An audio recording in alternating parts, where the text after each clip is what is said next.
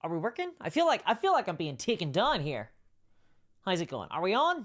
All right. Looks like we're connected now. Hey, everybody! Can you hear me? Is everything all right? Awesome. I'm gonna assume yes. All levels are looking good. Roger, roger. Yeah. All right. We're looking good. Hey there, Luke McDonaldson. All right, everyone. Line up alphabetically according to your height. Uh-oh. Yeah, where are my short kings at? My little Rumpelstiltskings. My favorite ones. Yep. Spurious, hey there. KM says tallest or smallest first. I want the smallest, please. Templar Crew says that's the guy who stole Space Marine 3D code or something. No. Although it would be kind of fun if you could procedurally generate Space Marines using code. Actually, it's sooner than you think. Can't hear you, says Spurious. Hey there, Spurious. No, I'm not the guy that stole the Space Marine code. The code to the Space Marine, the DNA strand. What are they called? The gene seeds? One of the gene seeds. Hey there, everybody. Hey there, Oscar. How's it going? Yeah, so a little bit of an impromptu stream today. I was just playing a game.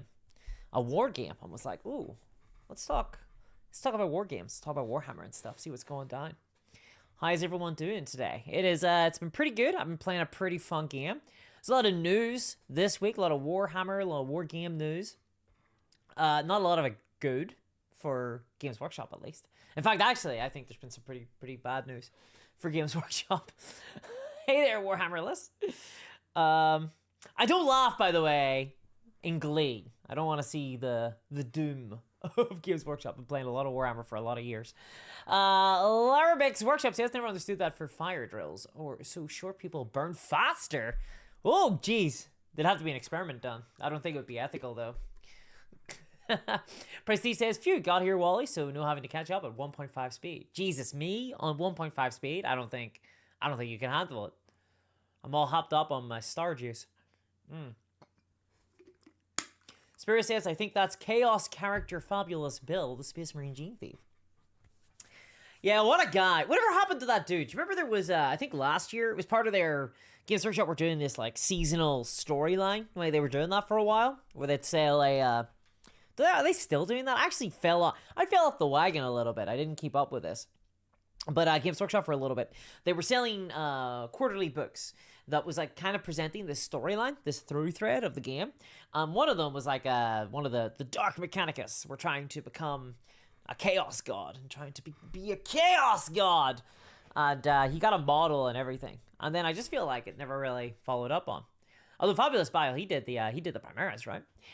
Prestige P early even, yes. Jamie says, yes, thank you. You're breaking the monotony of cooking the never-ending roast dinner. Oh, roast dinner on a Sunday. That is a classic. I had a sausage sandwich, so that's me done. Yeah, that's me done today. But yeah, lots of fun lore from Warhammer in the last couple of days. Actually, holy shit, I gotta show you guys something. Let me see. Okay. How could I have forgotten this, guys? I got something extremely exciting. I got The Words of War, the miniature book of Space Marine quotes. I came across this in Sweden. I was in Sweden in September, and I came across this in a bookstore, and I was like, oh, this looks cool. I like Warhammer.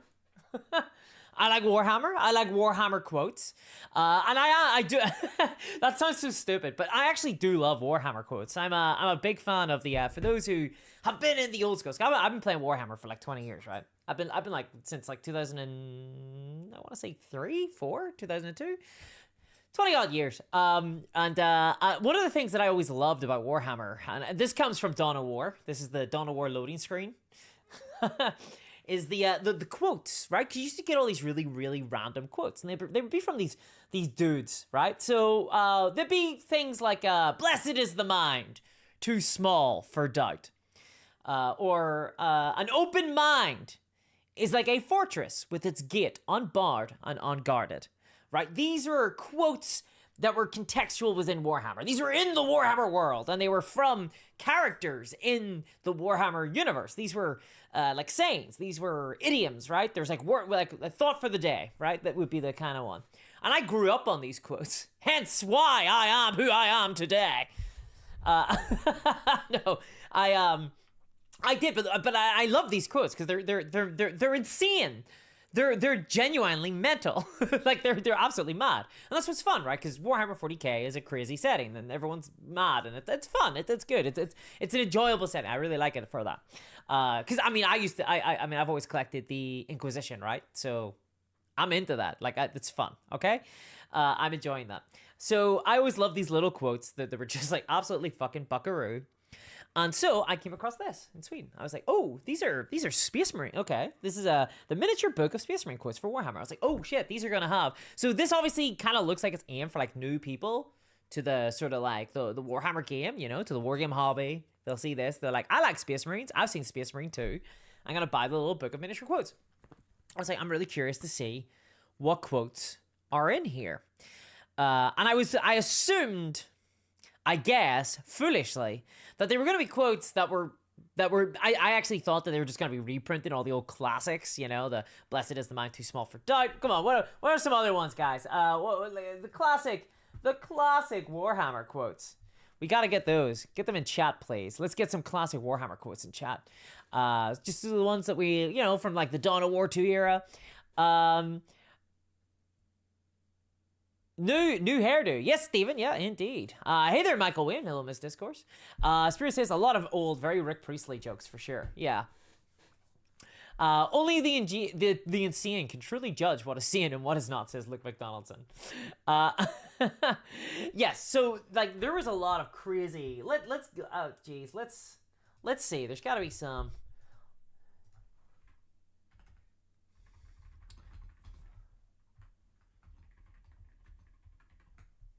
All right, let's pull up some more. What is your favorite thought for the day?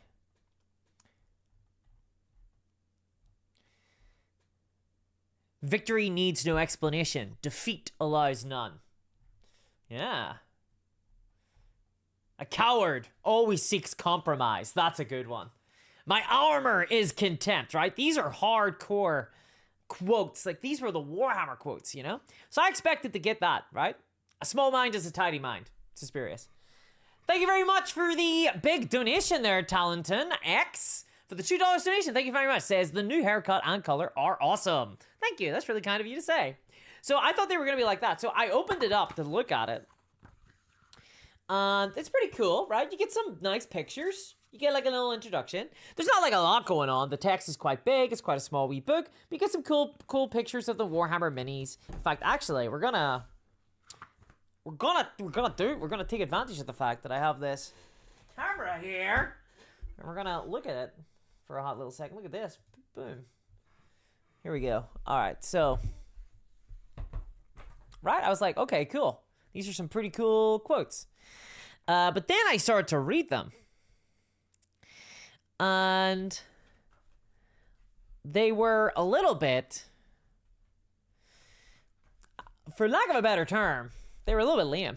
So let's see. Here we go. Here's Astaroth the Grim saying, let's zoom in a little. Up. Cool Mini, the quote, treat them with honor, my brothers, not because they will bring us victory this day, but because their fiat will one day be ours. Okay, that's a bit open-minded, but all right. Okay, Helbrecht comes in with a pretty good one. Let's see. Get some funny ones there. This one's pretty good. From Lysander, says, I will see the Emperor's light shine again, even if I must topple every fortress, crush every traitorous warlord, and grind 10,000 worlds to dust. This one I like. This one's good. Lionel Johnson, loyalty is its own reward. This one is criminal. This one is criminal. No Space Marine should talk like this.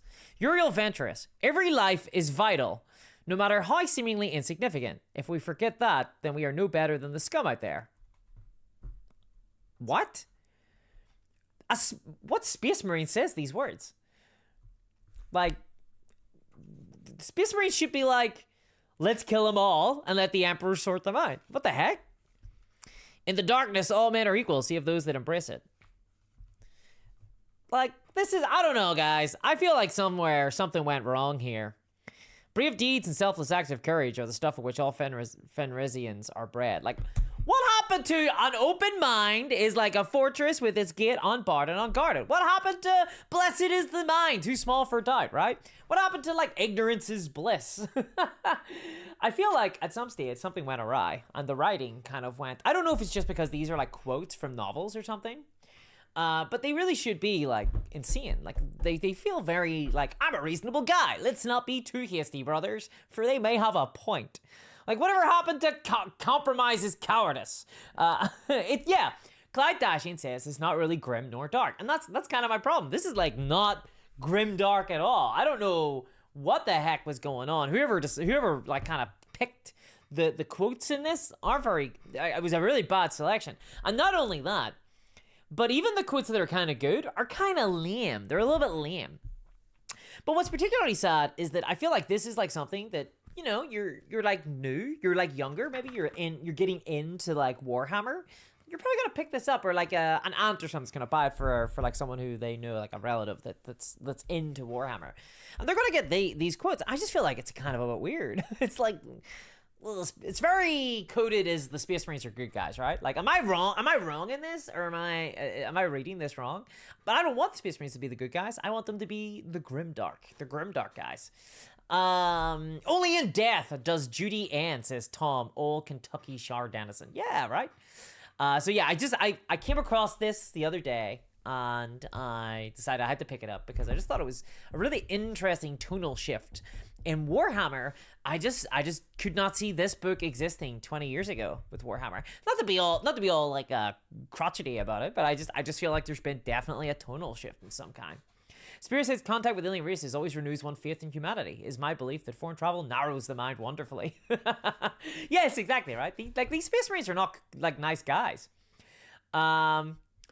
Steve McGrath says, I will die in this world. I will die on Armageddon. Grimlatus Armageddon Crusade. Yeah. I mean, this is why my Space... So the Space Marine... I do have Space Marines. I did a video about painting them. And my Space Marines are based on the Black Templar, because they are, you know... I mean, if you're going to do Space Marines, do Space Marines. Do Space Marines. Matt Dahlberg says, as Warhammer gets more popular, it gets more anodyne. I do think that there is a truth to that, and I think it's. I don't think it's like the popularity necessarily. It's more so I think that just Games Workshop want to lighten up the content a little. But I've been seeing this has been like a real slow march for a really long time, and it is something I frequently come back to. There is a well here that I can come back to, and I don't like harping on and being negative about it, but it is something I come back to often, because every time I engage with this kind of side of Warhammer, namely the lore, I get increasingly upset about it. Like, as time goes on. It's why I do not engage as much. I used to be really into the lore of Warhammer, but as time has gone on, it just kind of bothers me, and I've started to just build out my own little space in Warhammer, and I'm like, yeah, I'm just gonna ignore this stuff, because there's elements of the newer Warhammer lore that I quite like, that I quite enjoy. For example, when Cadia fell, I wasn't like the biggest fan of Cadia falling, but okay, whatever. Cadia fell, the Imperium Nihilus was created, right? This big rift in the galaxy. The Imperium was torn in half. I thought that was kind of cool. I thought that was really neat. And there's a sector of the Imperial space where basically it's the Dark Imperium, where they don't have connection, I believe, to the Golden Throne anymore. So their astropaths can't use the Imperium to navigate anymore. I think that's the case. And Chaos Space Marines basically are running around over there, just pillaging and looting, and, you know, doing a little, having their fun. I imagine in a case, because if I were to do this, if I were to collect a modern Space Marine army, or Chaos Space Marine army, I'd be doing a Man Who Would Be Kings thing, where it's just like, Chaos Space Marines have shown up on a planet, and we're like, yeah, we're the Imperium, give us your tithe. And if I was the governor, I'd be like, here you go. Here you go, Mr. Space Marine. Take by all means. And I think that's cool. I like that element of it. But aside from that, I feel like the Primaris stuff has been kind of rough. I feel like a lot of the changes, the introduction of all the, Ruba Gilliman and Lionel Johnson and stuff has really taken a lot of the heart out of the setting. Really undermined a lot of the central core themes of it. And there's a little throwaway content, right? Like, I'm not going like, Warhammer is dead because of this little book. I'm not saying that. But what I am saying is, I kind of read that and was really disappointed. Because that's going to be someone's first introduction to Warhammer. And they're going to come out of that thinking the Space Marines are the good guys. Like, and they're going to genuinely, like, they're going to come out of this being like, Space Marine guys seem pretty reasonable, pretty nice guys. Some of them are kind of a little bit hard-ass, but overall, seem pretty nice. They're, like, all about duty and honor. And Space Marines aren't about duty and honor. They're about duty, right? But you should never want to be a Space Marine. Like, Space Marine lives, if you ever look at their calendar, it's not great. A lot of praying, a lot of lighting candles, a lot of praying, a lot of cleaning your gun over and over and over again forever. Like, you have no life. Like, forget about touching grass. Let's see. Michael says, I finally found a copy of the reprinted original 40k Rogue Trader rulebook. 40k was so different and better back then. I don't know about Rogue Trader. So I'm of the opinion that everybody kind of has their, like, when you first get into the game, and I think this goes for a lot of stuff. It goes for like D&D, like Dungeons and Dragons and stuff too. When you first get into the game, you're like, this is the best it'll ever be. And as you get older and experience it, you start to get crotchety about it. You're like, yeah, it's not as good as it used to be. So I'm aware of that. I always try to look at things from that perspective. I'm like, is it just me? Like, is this a rose tinted glasses kind of thing? So if you get into Warhammer and Rogue Trader, I think you're probably gonna think that Rogue Trader is the best version. If you're like me, you get into it during the Midhammer period, which is like 4th edition Warhammer, 3rd edition, 4th and 5th really for me. I think that's the best version of Warhammer. So try to separate that from reality, my own perspective. It's kind of hard sometimes, but it was better. But it was better though.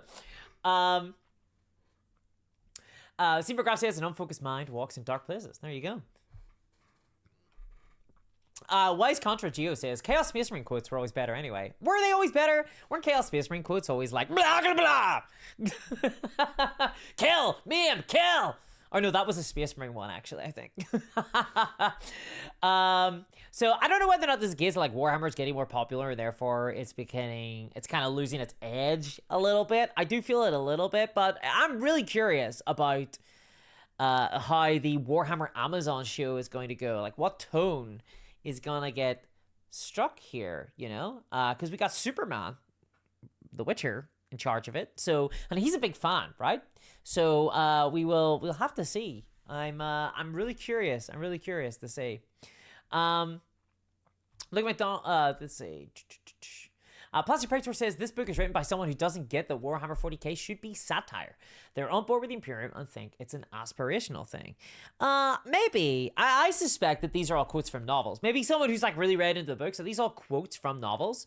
Because they strike me as sort of like contextual. Like, there's things in here. This is why I say I think they're a bad book of quotes. Some of them are like referencing things that I don't know what the heck is going on. It's like, treat them with honor, my brothers, not because they will bring us victory this day, but because their fate will one day be ours. Who the fuck is that? Like, okay. Who's they? Like, who's they? I assumed, just because I know a little bit about the Blood Angels, I assumed it was like the crazed vampire versions of Blood Angels, which they're all destined to become, But, like, it doesn't make that clear in this book at all. It's, like, completely out of context. It's just, like, treat them with honor. Who the fuck is he talking about? Is he talking about orcs?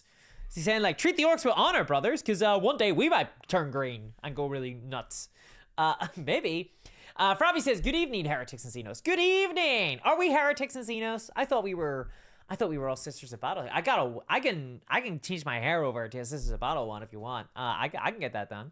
Why not? 40k, says Man of Action. Terra has fallen. What cool t-shirt you got on? Oh, it's not cool at all. You're not going to like it. It's Blink-182, dude. It's like the most metal version of a Blink-182 t-shirt in existence. I saw this. Was like, is this for like Megadeth or something? No, for Blink-182, pop punk band. I was like, hell yeah. I'm going to get that. Supergraph says, uphold the honor of the Emperor, abhor the witch, destroy the witch, suffer not the unclean to live, accept any challenge no matter the odds. Yes. Over 100 watching, only 4 likes, says Alan P. Barry. Hit the like button, folks. Well, thank you very much, Alan. Man of Action says, it's true, the back conditions were better. GW's record of throwing out the baby with the bathwater. Maybe. David Shaw says, the books go deeper and Space Marines do question the Emperor. The Horse Heresy tells us this, and I imagine there's lots in between. I do, obviously, so I think that the novels, they have more space, right, than, this is like the miniature, this is the miniature book of Space Marine quotes, so it's mini, so it's not a ton of context or nuance to be found in there, but I do feel like Warhammer should succeed without nuance. Like, if Warhammer can do anything, it should be cool without nuance, right? Because it's evocative in its imagery. It should just be big, strong, cyclopean spaceman fighting aliens, wrestling them to the ground in a very homoerotic fashion, or dancing with roses in their mouths, apparently, according to the older school authors. Orca's the best, says George Atkin. There's no disagreement for me. No disagreement for me. Patrick McCarty says, Chaos Space Marines admit they hear voices and see death everywhere. They sure do. They sure do. Yeah, actually, because this is kind of what I wanted to talk about a little bit, because I was just playing a war game. And I genuinely think it's probably going to be an upcoming video, I suspect, because I think that Warhammer is going to have some stiff competition soon. And kind of stiff competition in that Trench Crusade kind of way, but maybe a little bit different. So, do everyone remember? Everyone remembers Trench Crusade, right? The big old game that the big old little game, right? Because it's a skirmish war game that's set during World War One, and the war.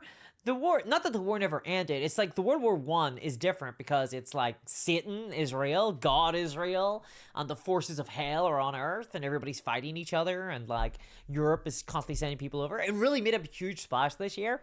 Did a crazy Kickstarter. Did really well. And the game's pretty fun. I did a review of it on my Patreon. I quite enjoyed it. But it performed really well. There's another game that has just come out that I think is going to really knock at Warhammer's door, and I think it's that way because it's partly being made by everyone who made Warhammer. So it's like Warhammer 2 in a lot of ways. But it's got that, like, it's the opposite of this, right? The Words of War in the miniature book of Space Marine quotes. I feel like it's the opposite of this. It's way more grimdark, in my opinion. And the models are really evocative. Was this book created by AI, says Frappy7? No, there are, funnily enough, so it's an officially licensed product, but there are creatives listed in this. There is like an author, or at least an editor, right? There is an editor in it. So no, I don't think AI did this. I don't think you would need AI to, because they're really weird quotes. Like, so many of them seem so contextual. Spirit says, I'm going to do a little devil advocating. Okay, we got our chaos spawn over here. Says that perhaps GW didn't want to publish a book that be taken as a book of fascist affirmations, as regular Space Marine quotes could be. I mean, I don't know, dude. They beat the Space Marines. I just calls the Space Marines like I sees them. They should, yeah. I mean, they're Space Marine quotes.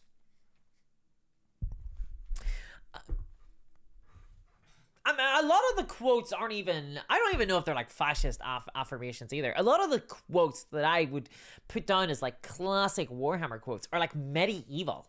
They're like almost, see, I've been playing in a Dark Heresy game lately. For those who know, it's the Warhammer 40k role-playing game where you play members of the Inquisition.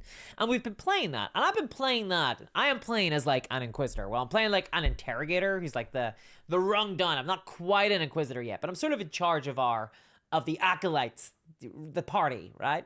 And I've been playing that character as sort of a mix between like the SS or like a Gestapo, like kind of secret police, and Witch Hunter, Finder General. Specifically like the movie with Vincent Price, the Witchfinder General movie.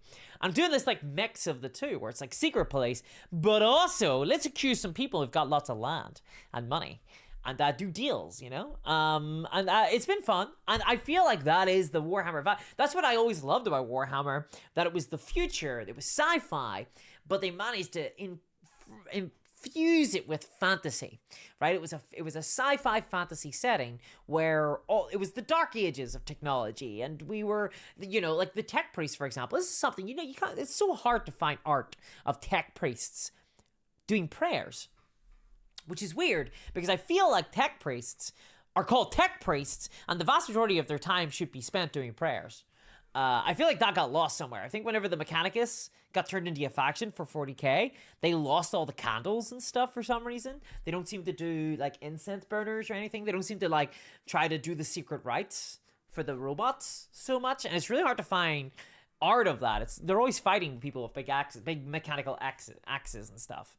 It just feels, yeah, it's like, I feel like we're losing that kind of fantasy medieval vibe. Yes, change to the Scissor Battle Horse, says Patrick Bacardi. No, you'd have to go to my OnlyFans for that one. Spirit says, since GW is kind of shy to conveying the satire part, which might have blunt the edge. I do feel like they're blunting the edge a little. I do find like they're blunting the edge. I do find they're doing that. Mr. Chief Poof says, allow me to build your golden throne, 10,000 batteries to scream in agony, daily sacrificing themselves. That's cool. That's cool. Sorry, it's kind of neat. It's kind of cool to kill a bunch of psychers and sacrifice them every day. Yeah. Michael Wade says, Morty and Glory suggests that GW should do a classic style 40k for those who like how it used to be, in the same fashion they did Warhammer Fantasy. What does everyone think about that? I've been advocating for this for a long time. I think they should do a Warhammer Remastered.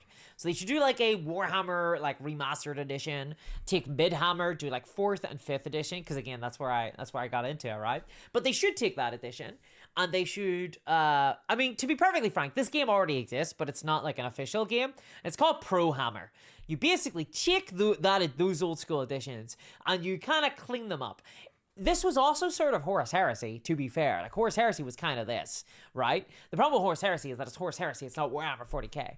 So I agree they should do classic Warhammer 40k. But if they were going to do that, at that stage, like, just change some stuff. Like, maybe let's not do you go, I go, right? And now we're getting into a different game.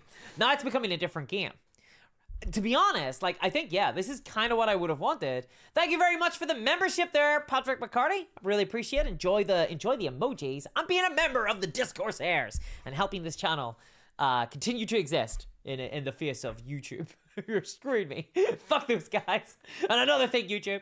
No, thank you very much. So this is kind of what I wanted to talk about today, which was basically, I feel like that vibe of Warhammer Remastered, if you were into, like, 3rd edition, 4th edition, 5th edition, 6th edition Warhammer, there is a game for you now. There is a game for you now, right? And it's called Konflikt 47. Okay, like this is it, guys. Like this, like look at this art. Come on. No, hold on. Let me I'll do it this way.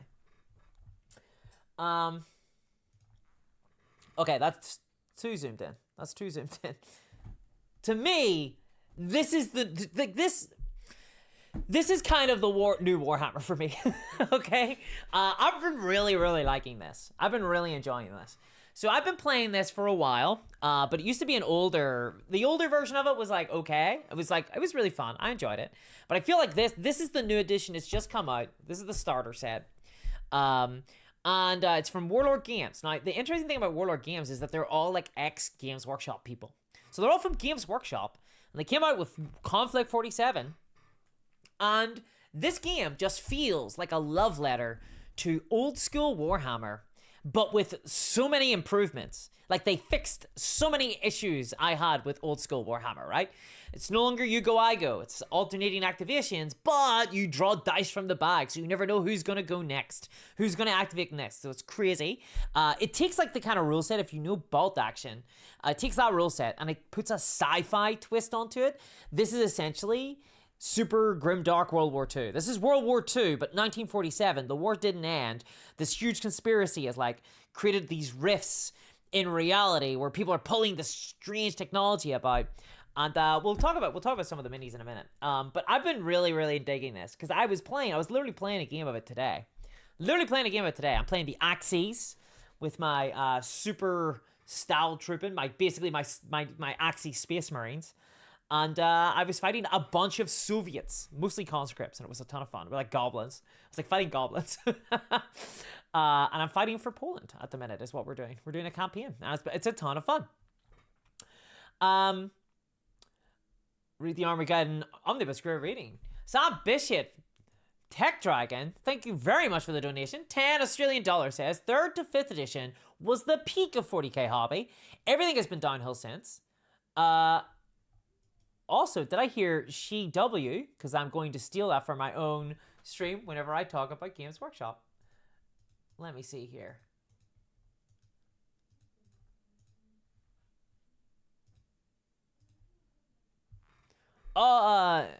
Shoot, because I'm going to steal that for my own stream whenever I talk about GW. She W. Secrets of the... What's that mean? I don't know what that means, but thank you very much for the donation. Oh, look, I can heart it. That's very cool. But yes, so... I feel like Konflikt 47 is like Warhammer 40k, but kind of remastered at this stage. Because it brings back a ton of the stuff that people really, really loved. From Warhammer, from the older school Warhammer, right? Because so this is what I mean by, I feel like 10th edition Warhammer specifically was kind of always doomed. Because they're trying to placate, they're doing the same thing that Hasbro were doing with Dungeons & Dragons, but Hasbro did it better. Which is where they're trying to get like everyone who's competitive to play Warhammer. They want people to be really competitive minded, but they also want all the people who love narrative and the lore to play Warhammer. But it's not working, right? It's kind of screwing up the game. Whereas I feel like Konflikt 47 is just kind of narrative minded. It's like, okay, right. So this has vehicle facing, right? We're bringing that back. We're bringing back vehicle facing. We're bringing back vehicle facing. I'll show you what you get on the back. We're bringing back vehicle facing. See, even like this is not war, this is the end. Like they're really going for like this grim dark vibe now. It's like the end of the world. They brought back vehicle facing. They've got jump troops. They got US Fireflies who can jump around, who fly around. Except these guys can do that fucking tower thing. If anyone who's ever played as an Imperial Guard player, this used to infuriate me. The Tau could they used to be able to like their jumpsuits could move and then shoot and then move again. So after they would fire, they could move again. And these guys can do that. They can fly around shooting at things and then moving around and they shoot and then fly behind cover. It's very frustrating. Yeah, so this is the starter set for Konflikt 47. Warlord Games did send this out to me, but I'll show you. I've already bought stuff. I'm invested in this already. I got a while ago. And I just feel like this is kind of like what I would want. And look, it's even got the old A5. The old A5 rulebook. Remember this from the old Warhammer? The old Warhammer rulebooks used to get these old A5 ones. Like you can really tell. So this was written by, let's see. So it was originally created by Clockwork Goblin. This edition was written by Andy Chambers, Roger Garris, Dan Hewitson, Bill King, Carl Rogers, Gav Thorpe, Marcus Fine, Eddie Wood, right? And it's based on bolt action, so the rules are based on bolt action, which was written by Alessio Cavatore and Rick Priestley. Those names should all be very familiar to anybody who was playing Warhammer like 10, 15 years ago, 20 years ago. This is that, right? So this is the full rule book inside the starter set, which is pretty cool. Pretty cool. I'm a big fan of it. And yes, there's templates. Templates are in this game. Whenever you fire like mortars and stuff, like it lands and it hits the template, hits everyone underneath the template. There's a bunch of different factions, so you can see them all in the front. They're kind of weird, actually. So a bunch of lore. Yeah, lore. So you got the Axes. It's kind of like Germany, Finland, all that jazz. This is set in 1947, by the way. So it's like a sci-fi alternative. The United States, which is pretty cool. Yeah, Rick Priestley, wargaming legend, writer of the original Warhammer 40k. United States. I really dig the Firefly units for them.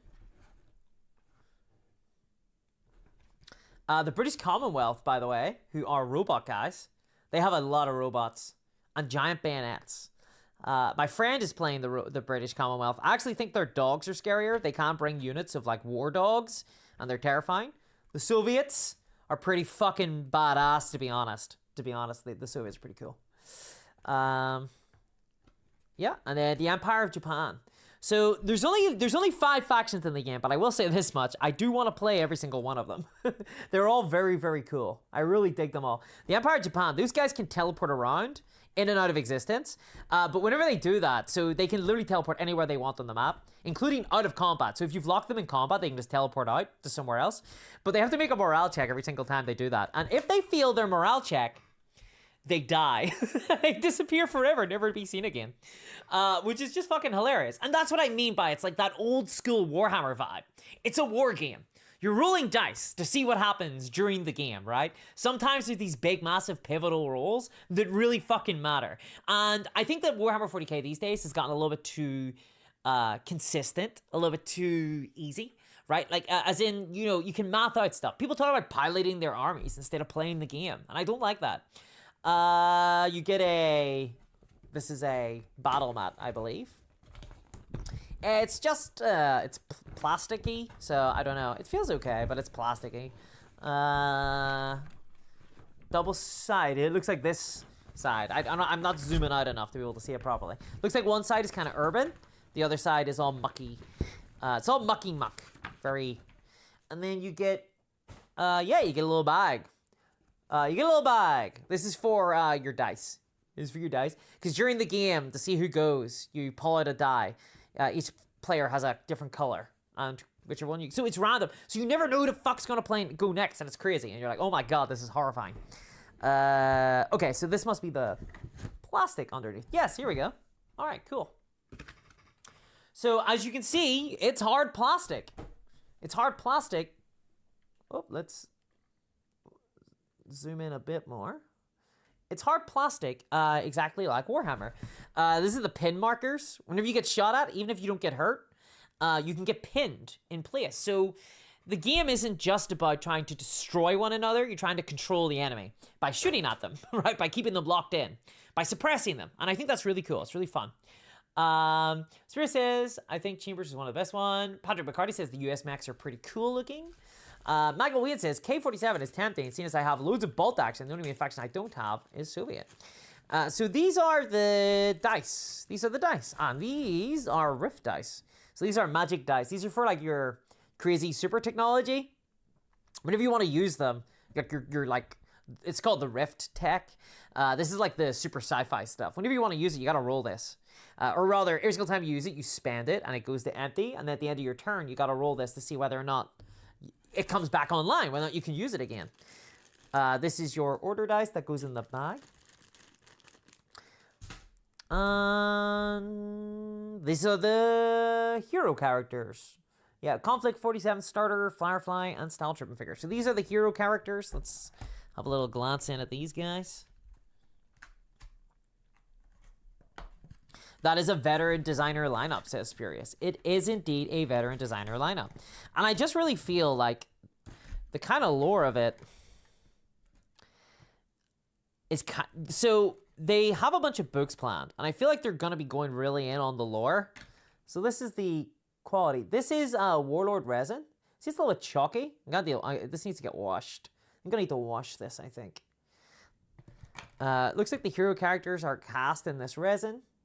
Detailing is pretty good. Detailing is pretty good. Firefly platoon commander. But the hard plastic is what I'm very excited about. There's a lot of new hard plastic stuff. So we get these. These are the Firefly. I think I've shown this sprue off before. You can see the lot of head options there. Gotta love the head. And take note, Games Workshop. Some legs are jumping. Some legs are not jumping. You can decide whether or not to have them jumping or not. So you get 2 sprues of those, so that means you get 12 of those guys. These are the new Axes sprue, looks like. These are hard plastic. The detailing on them is great. I'm really a big fan of that. Detailing on them rocks. These are the super sci-fi Axes guys. Get 2 of those, so you're going to get 6 of those guys. And this is, it looks like the big robot mech for America. It's this huge mech. It's a huge mech, hard plastic. Again, detail looks great. You get a bunch of terrain. Classic Ruins terrain, right? Like it wouldn't be Warhammer 3rd edition, 4th edition, 5th edition. You didn't get that. And then you get the Vogelspinne here. I think this is. Yep, it is. You get a bunch of bases. Templates as well.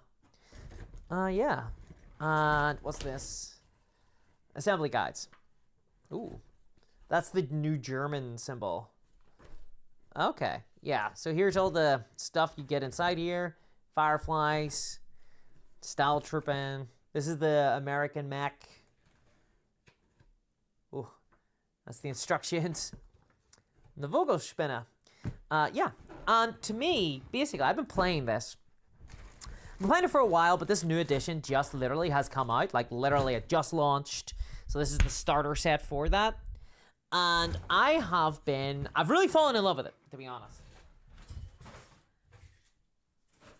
And I think this game is going to be, like, stiff competition for Games Workshop. I think it genuinely is going to be really stiff competition for Games Workshop. And I think that it's coming at them from a gameplay perspective. Like, I think a lot of people are going to be moving over to this game. Linebacker Discourse, it's called a linebacker. What did I call it? What did I say? Michael Wade says, my big question is, how many points is a King Tiger in K47? It's hard to squeeze one in a bolt action army and have much else. I think it's about 500 points. So what I've found is that the Konflikt 47 armies tend to be quite a bit smaller than a usual army. So it feels like it's easier to collect for. Like the last game I had, okay? Now bear in mind, this was the battle for Poland, okay? I'm fighting for Poland right now. I'm playing a big mass campaign. My Panzer Division and my infantry, the Todeskopf platoon, which I think means death head in German, but really badly translated, met up against the Soviet platoon. They had a KV-2, which is like a big massive tank with sonic gun on it. There was an IS-2, which is like their super heavy tank, and a ton of conscripts, a ton of like inexperienced shirking infantry who could run away at any moment, which was fucking hilarious. And I fought up against them, and that was a big battle. And I think I had like 7 different units. I had 7 different units. I had like 20 basic infantry in 2 different squads, like just guys, regular guys with rifles and light machine guns. I had a squad of like the Space Marines. I'll show you them, actually. I'll show you the guys I utilized. Because I've got some here. Let's go to the table. So I had these guys. I had 4 of these. Let's zoom right the heck in. Holy heck, we're zoomed right in. So these are my not Soviet. These are my German, my Axes, like Space Marines, basically. These are the hard plastic ones. You get these in the starter set. I'm actually not finished painting them, but just to show you how they're coming along. These guys are armed with the LMGs. So you can see there, they've got the LMGs, the bigger gun. These are the bigger gun. And I had 4 of those dudes. I had this Panzer tank as well. So this is a tank. This is like a regular bolt action tank. But I have this. This is the gravity gun for the Germans. So this was my Rift tech here. This thing was amazing. It blew the heck out of an enemy tank by overloading itself. Overloading its weapon. Everyone can do the Skaven thing in this game, where if you've got Rift guns, you can overload your gun and go crazy with it. And that I did it, and it almost hurt me. And then I just had a regular like officer. So this is my regular officer guy. This is him here. Regular officer guy, just a regular old dude. This is like an older one. And his command squad. These are his bodyguard. Armed with assault rifles. Well, actually, these are armed with like some special tech gun that have got like penetration on their guns, so they can actually do stuff. This is my command platoon, my command squad. That's his girlfriend, who he takes with him on battle. Eva von Hell. Had some machine gunners as well, right? These are machine guns. And yeah, so I had those, and I had this guy. He was in that Space Marine squad. This is an anti-tank cannon. Normally, like in regular, like historical bolt action games, you need to have like a big team of like 4 dudes to have one of these guns. But this guy's a Space Marine basically, so he just carries it. He's pretty badass. So I had about 7 like activations, I guess you would call it. 2 tanks, 5 or so squads of infantry. It was pretty sweet. And I won. I won the game. Unfortunately for my Soviet opponent, I did kick his ass. I've also been, though, because this is what I was saying, right? With Warhammer 40k, I feel myself a little bit. I don't want to do, like, entirely, like, oh, Warhammer sucks and Konflikt rocks. But, like, I'm quite hyped about Konflikt at the minute. I'm really enjoying the game. Really enjoying it. And I just feel like very down about Warhammer right now. And I think that the models that have been coming out for Konflikt just look incredible. And I've found myself wanting to play like every single faction. So obviously in the starter set, I got like Americans as well. So I picked these up, these Firefly guys. So I've been painting them as well. And I kind of wanted to like give them bomber jackets. So these are like the flying dudes. These are USA troops. And I'm quite happy I managed to paint little stars on all their shoulders, which I'm very happy with. Because they're Americans. They're Yankee Doodle Dandies. I've been painting these guys up. I did a bunch without the masks. So, got their jetpacks on the back here. Went for, like, the real classic. Like, US. Like, airborne. But I did a few with the masks as well. I like the way their masks makes them look like little birds, like little eagles or something. So these guys are called Fireflies, and they are really annoying. They're really annoying. So I painted up a couple of those. I got like 6 of those guys. I have this. This is like one of the test models. I picked this up at UKGE. They're giving them away at the stand. But now I use them as a platoon commander. It's like a Firefly platoon commander. These guys are armed with like Tesla, like rifles, like pistols, or they're called like Thompson X's. So like shoot like electricity bullets at people, I guess. They fuck up like werewolves and stuff. They screw them. See, I've been building like an American army as well, like on the down low, like on the side. Which means I've been painting up some troops. So these are literally, these are Vietnam soldiers. But I figured it's like 1947. So, right, like technology has been boosted by these rifts. So people would start using newer technology. So this guy's got like a grenade launcher. These are like the Rubicon. I had some Rubicon like Vietnam models sitting around. So I decided to just like paint up some of these guys and use them as my basic infantry for my American force. So I've got the M16 basically. I've been doing. This is my squad lead here for that squad. You can tell because he's got a big A on his helmet. They've all been painting their helmets too, obviously, of course. I got my bazooka squad, even though he's kind of using, I think it's like a Piat or something. It's my bazooka team here. So yeah, it's been a blast. I've been really enjoying it. I've been really enjoying like painting up models, getting really excited for a new setting, getting into the lore. This is the Vogelspinne. I didn't have it in today's game, but I really dig it. It's like one of my favorite models of all time now. It reminds me of, I don't remember, does anyone else remember like the old Chaos, like the big massive Venom crawler? It was like so over the top. This feels like a little baby kind of scuttly version of it. It's absolutely banging. Really cool. It's got the gravity gun on it there. It just, I don't know. I think this thing looks awesome. I just love its profile. I also bought some models to be like, this is my American platoon commander. I'm still painting him at the minute. So he's still being painted. So I've got my platoon commander here. Obviously, Solid Snake, right? My other platoon commander as well. Again, still to be painted. Still painting up his skin and stuff. Yeah, it's all the American stuff, really. Although, I've also been painted because I can't help myself. It's a law. Piat is British. Yes, okay. I've also been painting some Japanese models. So, this is one of my Japanese infantrymen. Okay, it's been weird. These have been experimental for me. These come from Westwind Production. So they're pretty good. I've liked them. They're metal minis, but I quite like them. These aren't from like Warlord games.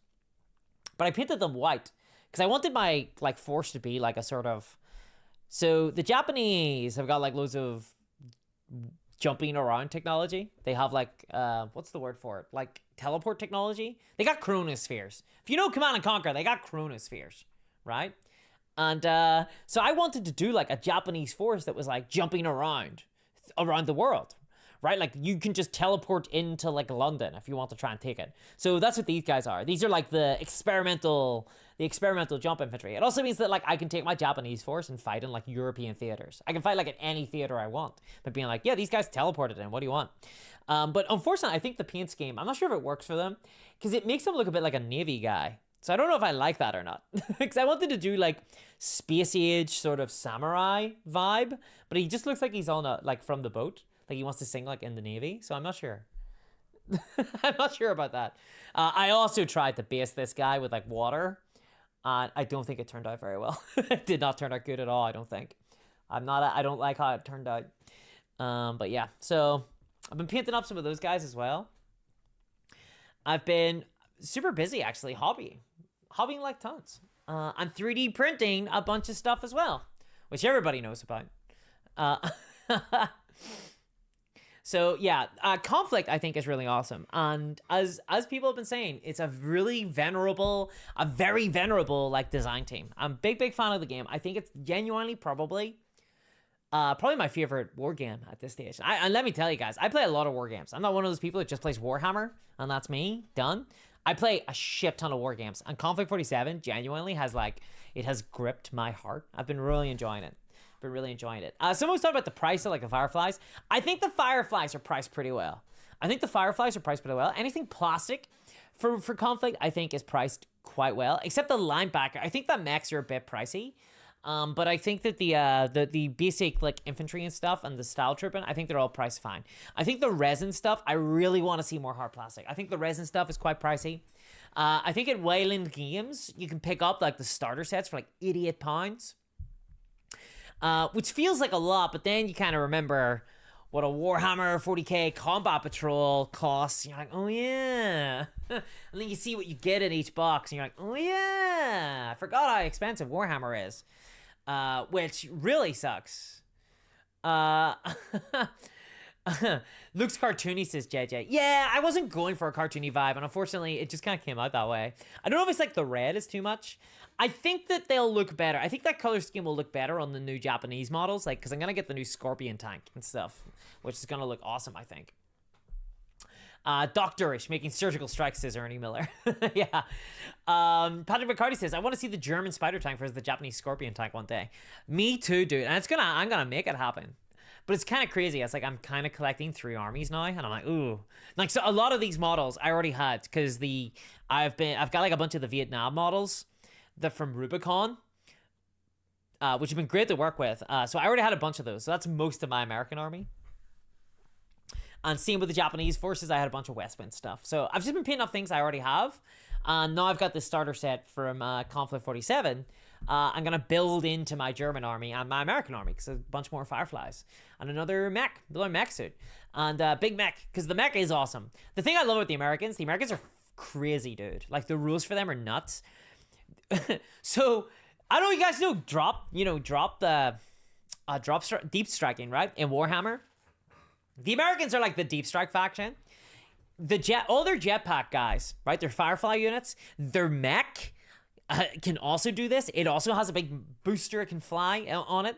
They can drop in to combat.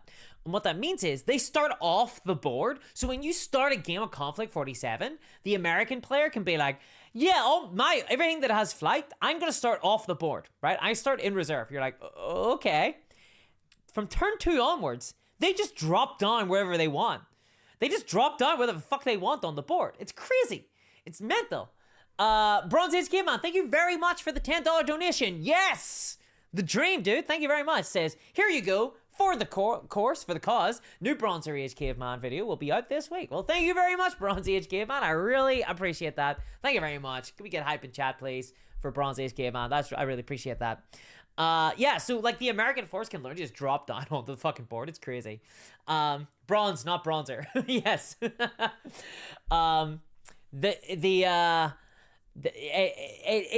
There's this joy, I think, that you get from this kind of narrative adjacent play, where I don't think that Konflikt 47 is the most balanced game in the world. I'm just going to put that out there. I don't know how well this will...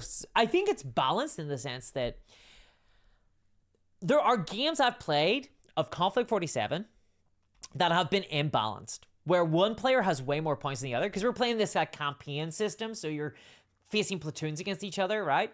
But so I've been bumping in, and I feel like I can win those games even if I don't have as much points, if the dice can go my way, if I can like make the right moves, if I can command my force well, and luck is on my side, I can win games, right? Even if I'm like at a massive disadvantage.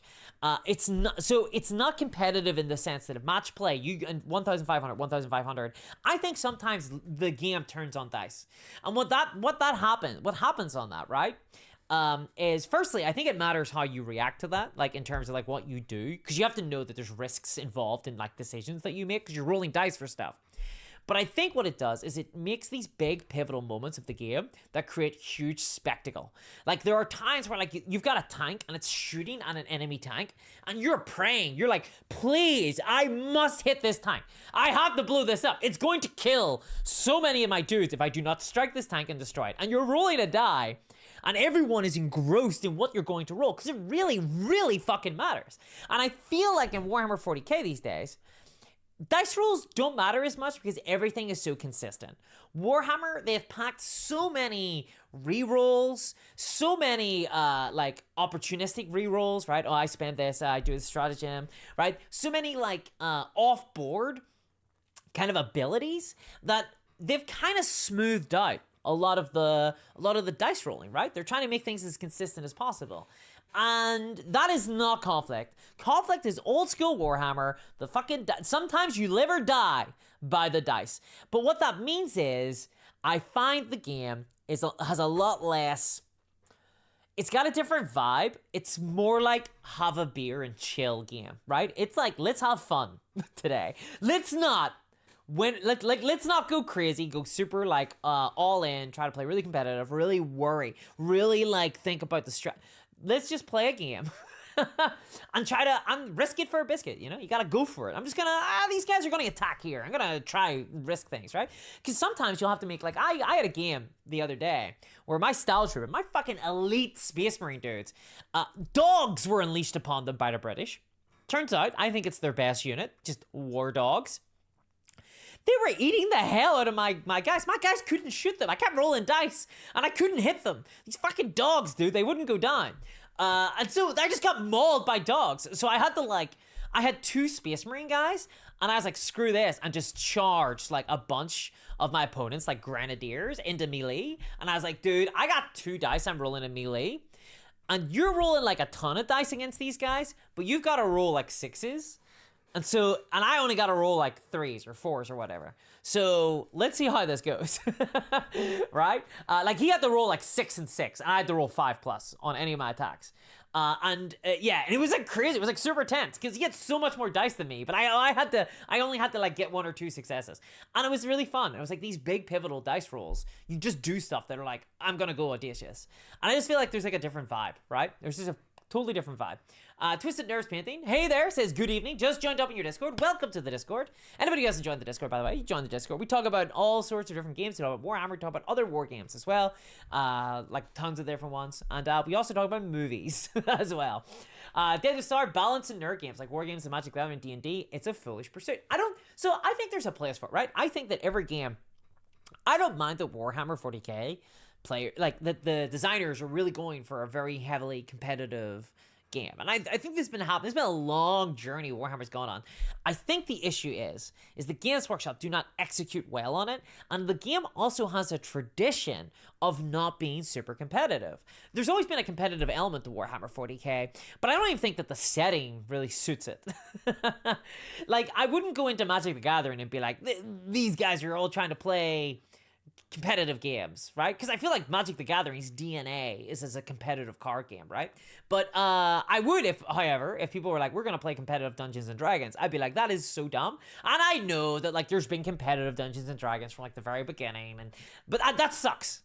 Okay, that sucks. I'm gonna be outspoken on this. I'm gonna say competitive Dungeons and Dragons is very lame. If taken in the wrong spirit, right? I guess you could do like trials to try and get through a dungeon, but it's a bad. I don't know. It's not. It's kind of lame. It's kind of lame.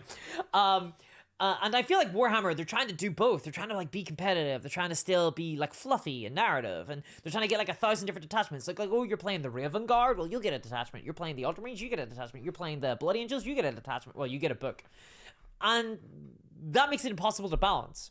So they're caught in this world of they're trying to be competitive and they're trying to be balanced, but they're also trying to release new models every other day, right? And they're trying to give everybody like sub factions and books and stuff, and it's just too much bloat, and it's impossible for the game to be balanced.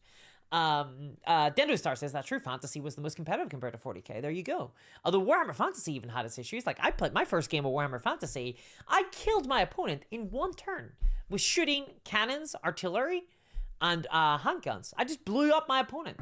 Because at the end, like, there's structural problems to Warhammer, which is why I'm like kind of like a bit like, do we need like a Warhammer remastered? Like, just play Pro Hammer if you want that, because Pro Hammer adds in reactions and stuff, and I think that's really good. And Konflikt goes even one better. Konflikt 47 is the game that Warhammer would be today if Rick Priestley had not been told by Games Workshop executives that he could not innovate on the Warhammer design. In the 2000s, Rick Priestley, the creator of Warhammer 40k, the war game, wanted to change the formula of Warhammer. He wanted to innovate. He wanted to change things up. He had issues with the core game of Warhammer 40k, and he tried to change it. And Games Workshop told him, no, you cannot do that. So he left Games Workshop, he joined Warlord Games, and he created Bolt Action. Do you know what Bolt Action was? It's a World War II game that uses what would be the rule set of Warhammer 40k today. Konflikt 47 is the sci-fi version of Bolt Action. Right? Well, honestly, it's more like Gates of Antares, but we don't talk about Gates of Antares. Because if we want to go really crazy, it'd be a D10 system. But like, yeah, so Konflikt 47 is Warhammer 40k 2. All right? That is it. Konflikt 47 is Warhammer 40k 2, but the good version of Warhammer. The good, cool version of Warhammer. And I'm tired of pretending that it's not.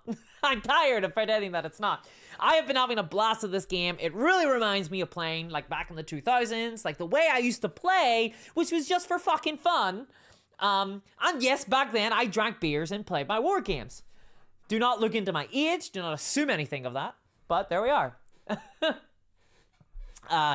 Jesus, the gun line. Yeah, they always tried to nerf shooting because it's OP in Fantasy Sits into Star. Yeah, and also I had an Empire gunline army, so I was like the bad person, and I was playing against a Bretonnian force, and this was like 5th edition Fantasy, so Bretonia hadn't had a like new codex or a new like army book in like in 2 editions. So my knights were better than the Bretonian knights. Never mind my shooting.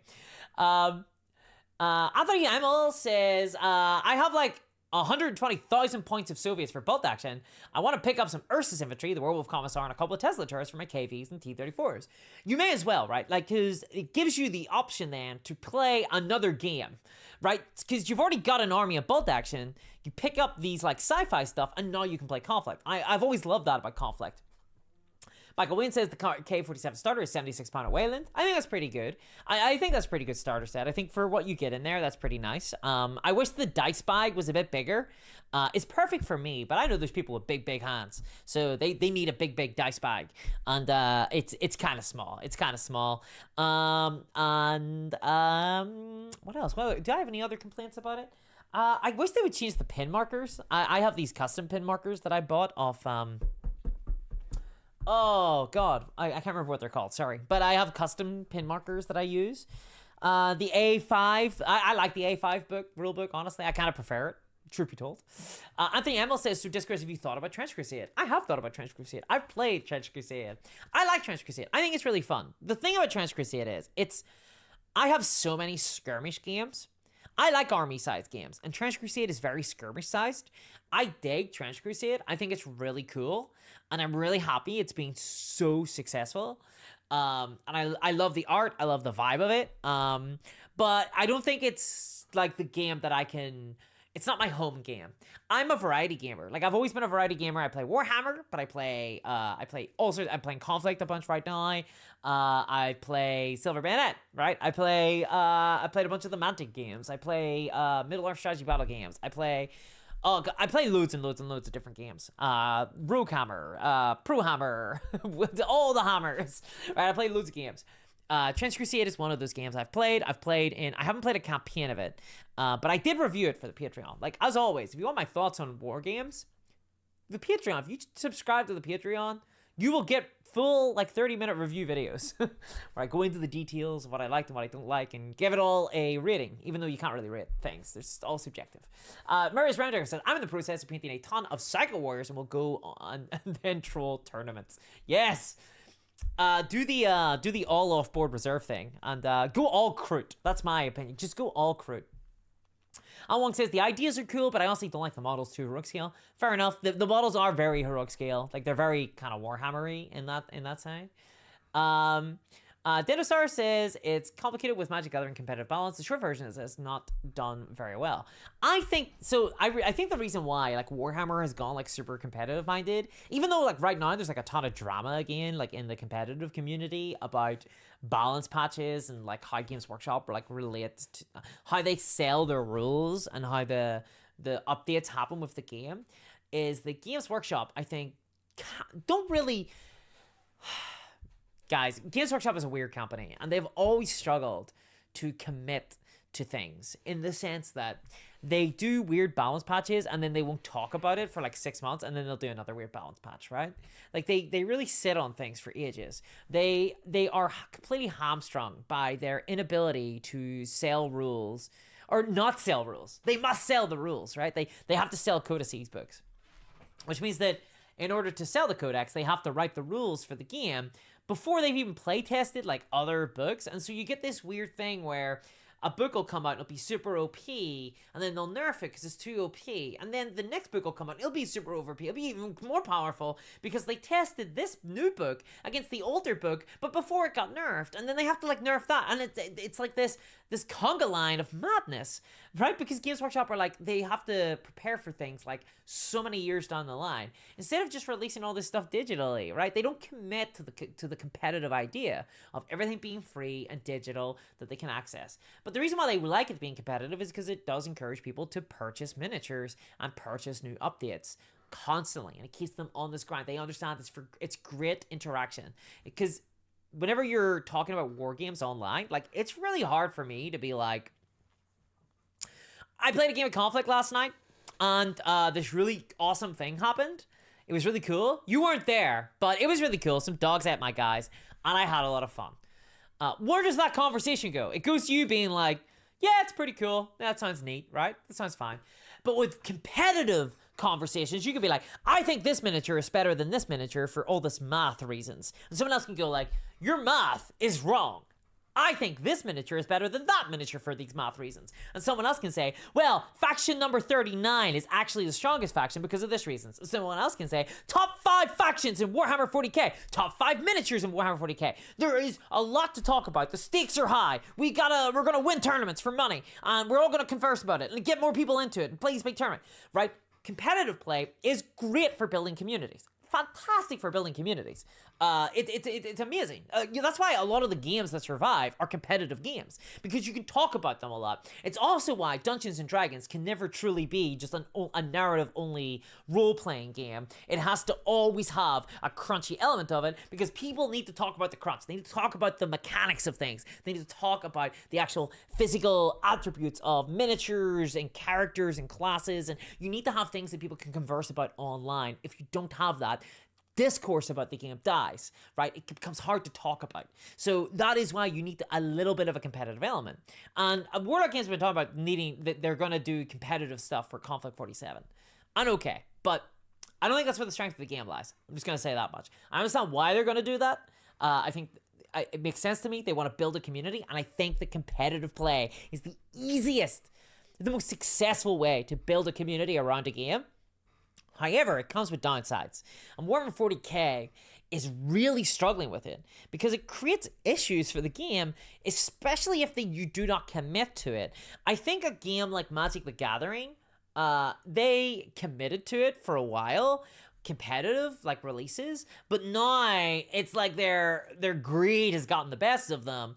They're doing these like Universes Beyond. The rate of sets have increased way too much, and Warhammer has a similar issue. The cadence of new content now, because you want to keep people engaged, is kind of overwhelming competitive play. It's a feedback. It's a feedback loop. Of course, it's a feedback loop. You need things for people to talk about. Alan Wong said, competitive isn't as important for people actually playing competitive, but for casuals to talk about it competitive, because it's excellent for engagement. 100%. I totally agree. I think that like most really, truly competitive players converse among themselves a lot of the time, because they're at the cutting edge, you know? Like, I know whenever I was really deep into playing Warhammer 40k, And for me, what that looks like is I'm going to be playing Warhammer 40k every so often. I've got an army. I'm playing in a campaign. Usually I'm playing in a campaign. Usually it's like a narrative-based campaign, right? I'm not playing in tournaments anywhere, right? I'll do match play. I'll do like narrative play, but I will not really go into tournaments. Partly because there's not a lot of tournaments near me because I live in Ireland, right? I'm not in like England where a lot of these organized like tournaments get organized. But secondly, because I don't want to like have to remember all the rules to that extent, right? I play a lot of different games. It's hard for me to sometimes, and I played a lot of different editions of Warhammer, so it's hard for me to remember specifically the rules. I like to play more casually because I can look up the rules in the rulebook and not have to get in an argument with some stranger about it. But whenever I get into that, I'm in Warhammer spaces a lot more. Whenever I'm in Warhammer spaces a lot more, like I remember there was like I played Genestealer Cultist, right? I'm like one of like 13 people in the world to play Genestealer Cultist. There was like a Genestealer Cultist player who was like the competitive Genestealer Cultist player. And they were playing like 10 matches a week, right? And they're playing against different factions and they were trying to understand their faction to this obsessive degree. Not in a negative way, but they were trying to win tournaments, right? Those people who are really engaged like that, I think engage in the discourse online, but they're busy playing the game.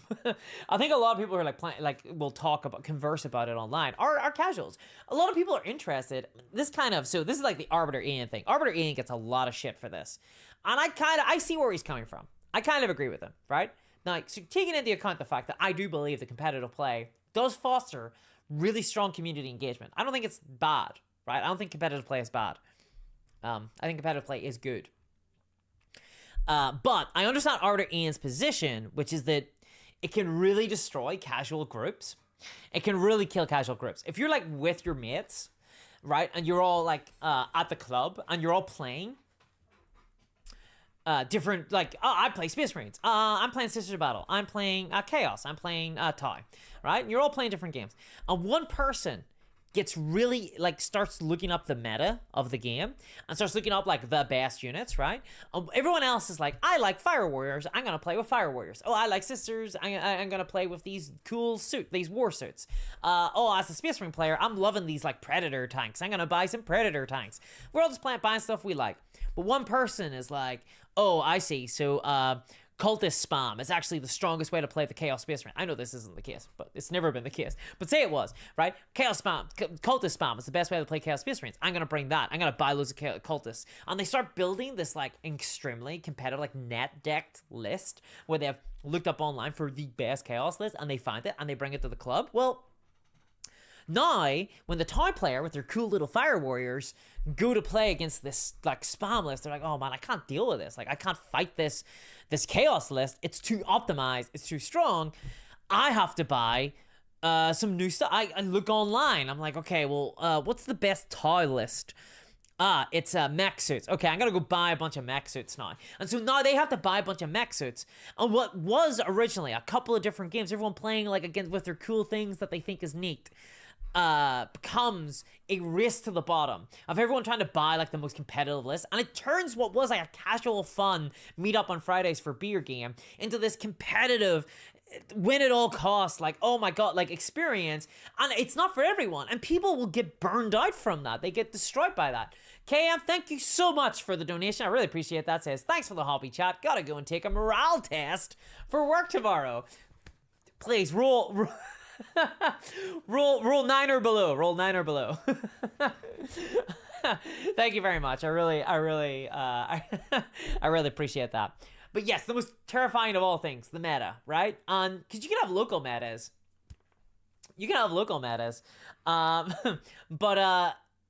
Yeah, the meta gets involved. People start looking stuff up online.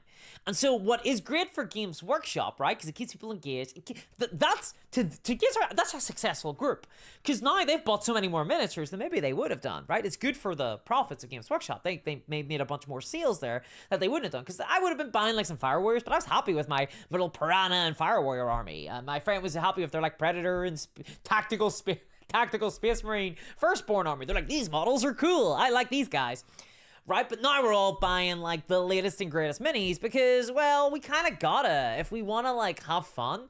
Because, you know, I can play games and not win and have fun.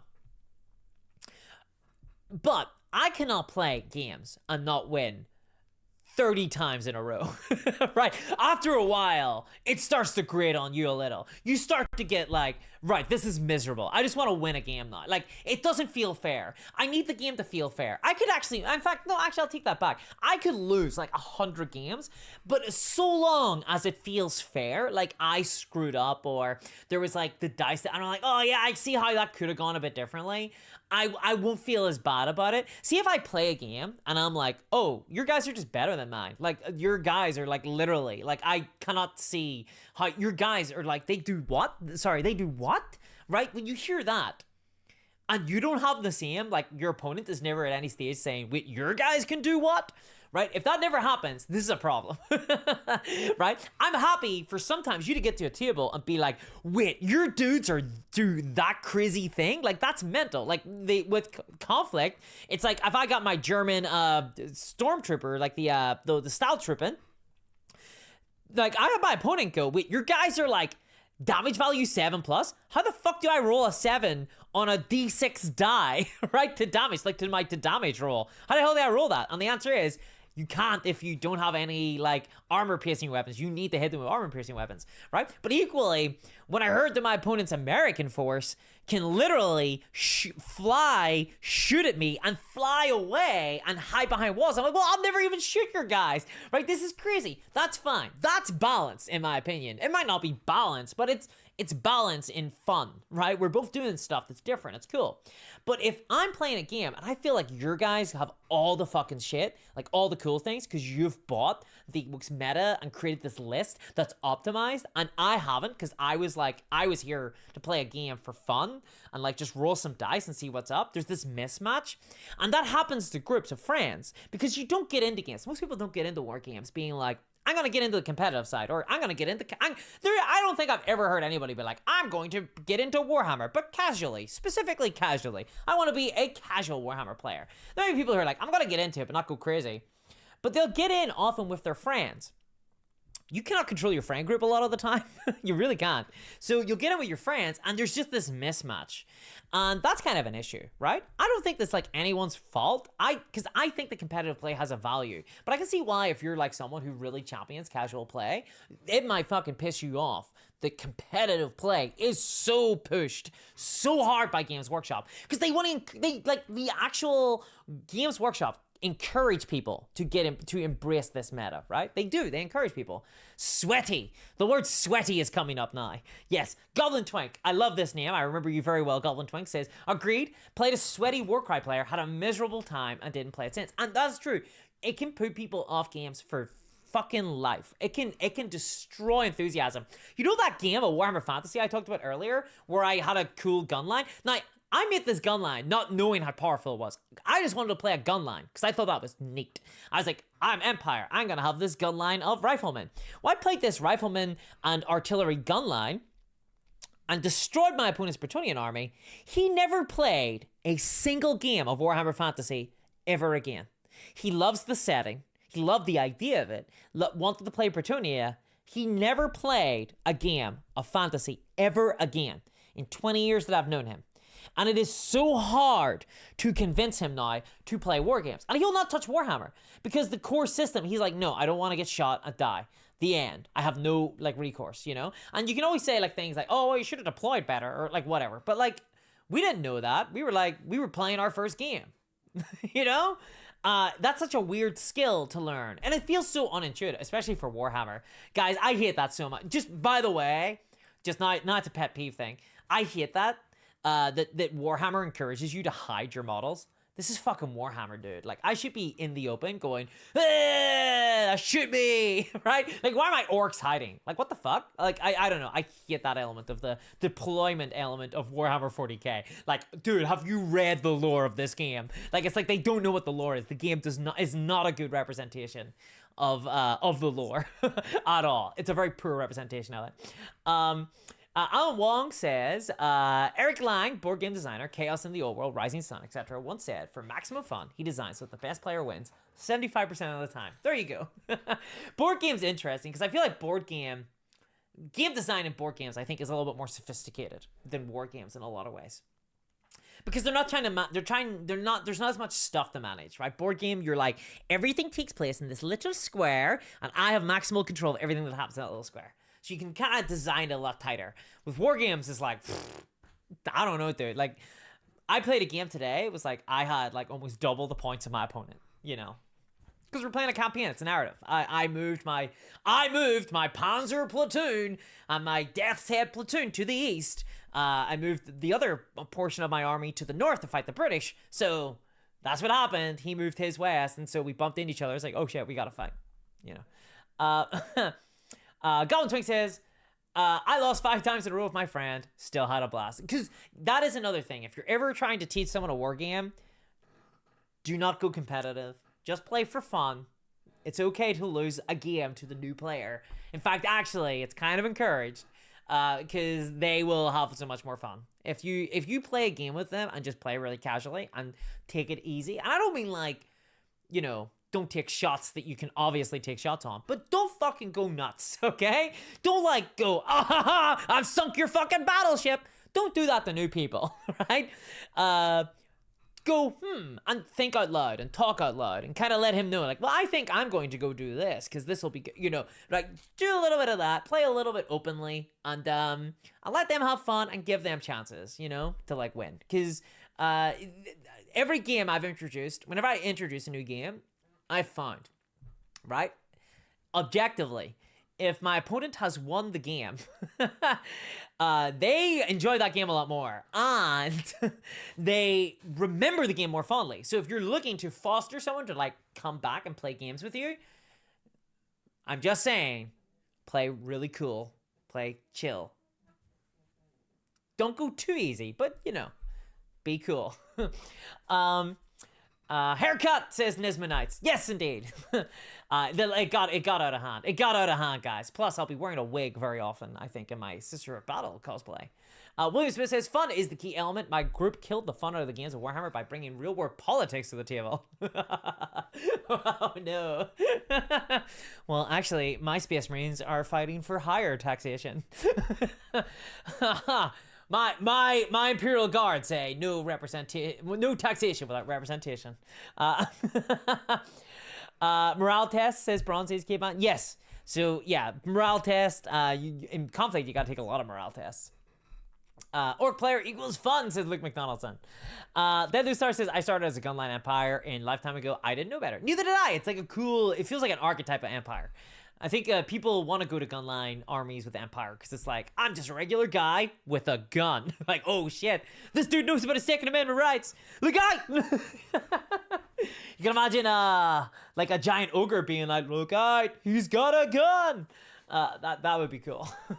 Spirit says, conversely, I had to build a gunline army to get use out of my 5th edition Empire army because everyone else was playing Chaos Warriors and I couldn't hurt them without guns. That's the swing. That's the other side of it, right? Yeah, I loved Chaos. I loved Chaos in Warhammer Fantasy, so cool.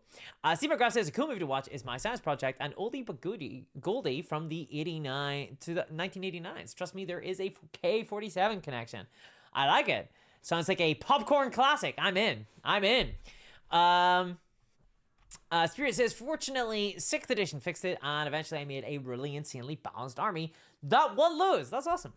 Very Silent Must says, I call it Let the Wiki Win. Ooh, we got a name for it now. Okay, I don't think you should just let people win, but I think you should, like, kind of go easy on them. If you want to get, like, people into the game, like, let's go. They will enjoy it. But conversely, I mean, the thing is, if you play too easy, you know, you want to prevent a bit of a challenge, you know? One game I've always wanted to play, because I feel like this is the complete, so if what Warhammer is right now, there is the opposite game, which is Kriegspiel. And I was watching a video on Little Wars TV the other day, just yesterday, in fact, about Kriegspiel. And I really want to play that game. I want to play Kriegspiel so much.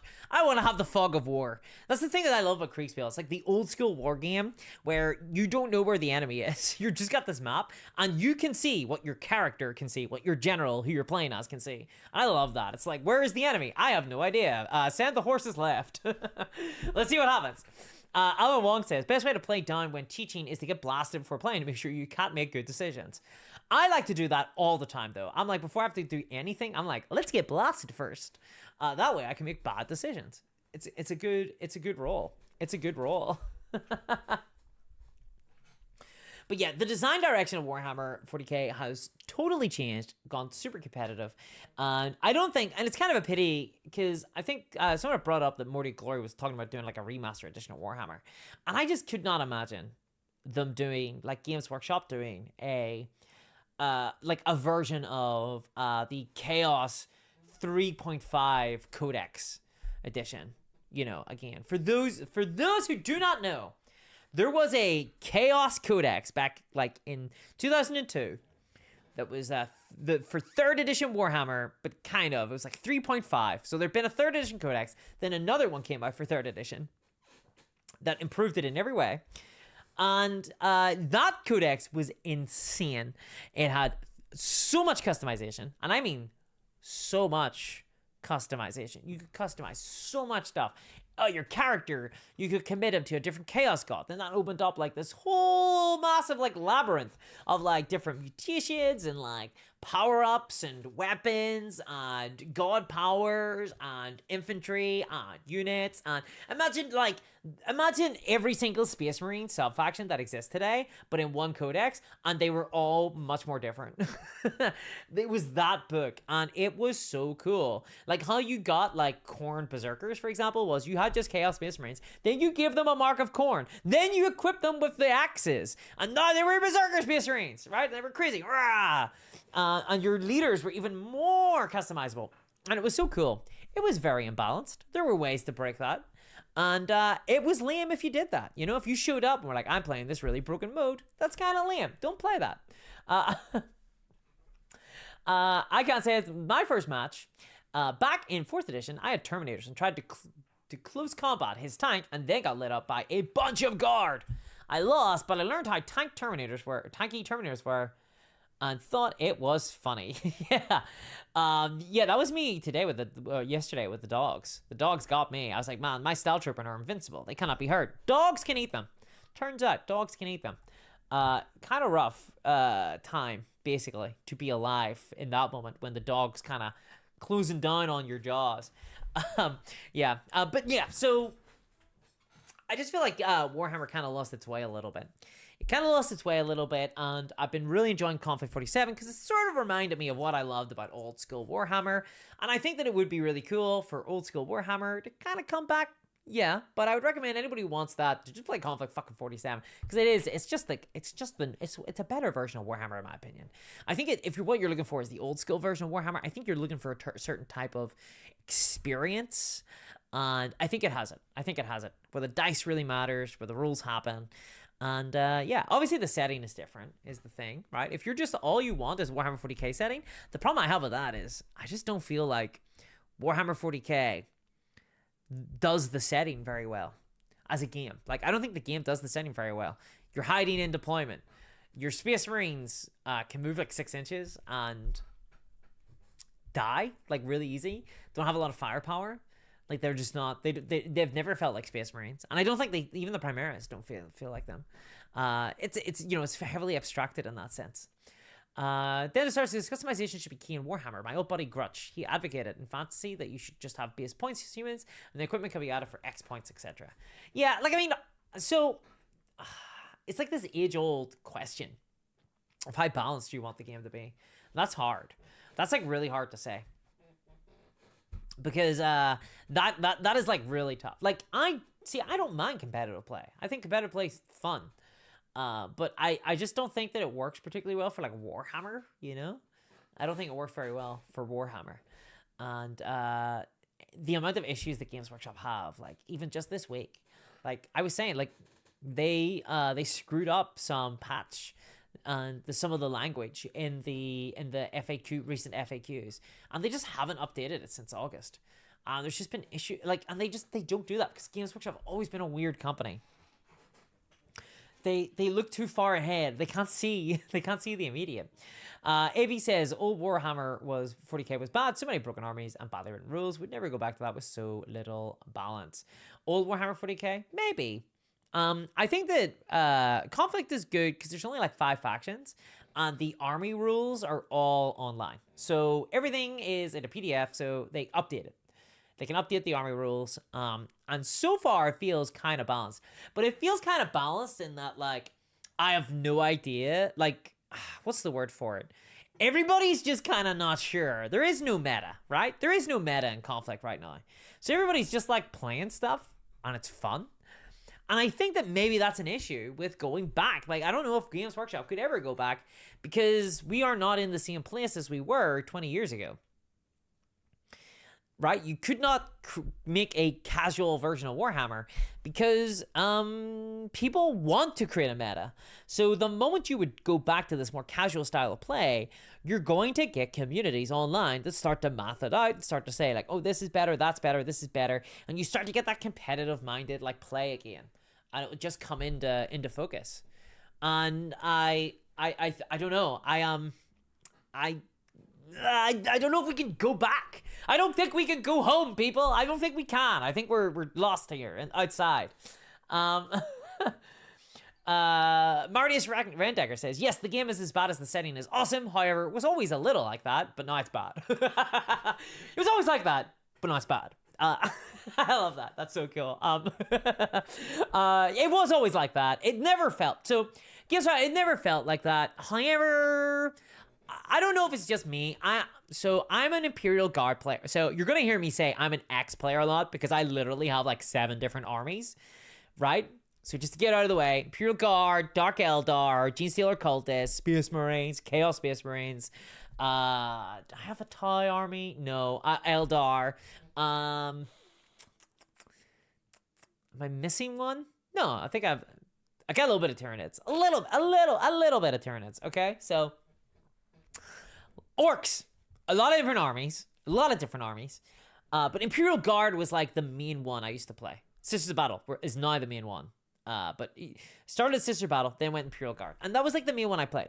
And back in the old school days, back in the nostalgia days, the Imperial Guard used to be like, the concept for them was they were this huge army, across the entire Imperium. There was always different regiments, and they all had different vibes, and they all had different customization, and they were all really cool. You had the Krieg, you had Cadia, you had Catacomb, but you also had the Elysian drop troops. You had like the Tandoran, you had the Morty and Iron Guard. You had all these different ones. They all had different vibes. And in 3rd edition, you could just customize your regiment. You could do like, I'm making a custom regiment. Here's my customization, right? 5th edition codex, they changed that. They started bringing in the order system, but it was still cool. You had like your army had to be built in a different way. Every other army had to have 2 troops and a commander. That was like your default. That's where you started. You can't build tanks until you got 2 troops and a commander. That's how your army formation worked. But the Imperial Guard, their troops choice counted. You had to have a platoon. You had to have, right, 2 infantry and a company and like a platoon commander, and that was 1 troop's choice. So you had this really convoluted like organizational structure, and that was cool. It was like so thematic to Guard. But these days, when I go to try and play Guard, it's like, what will I pick? I've got my huge army, right? I've got this huge like 2,000, 3,000 points like Imperial Guard army, and I look at it and I go, what am I gonna play, right? So what will this Guardsman squad count as?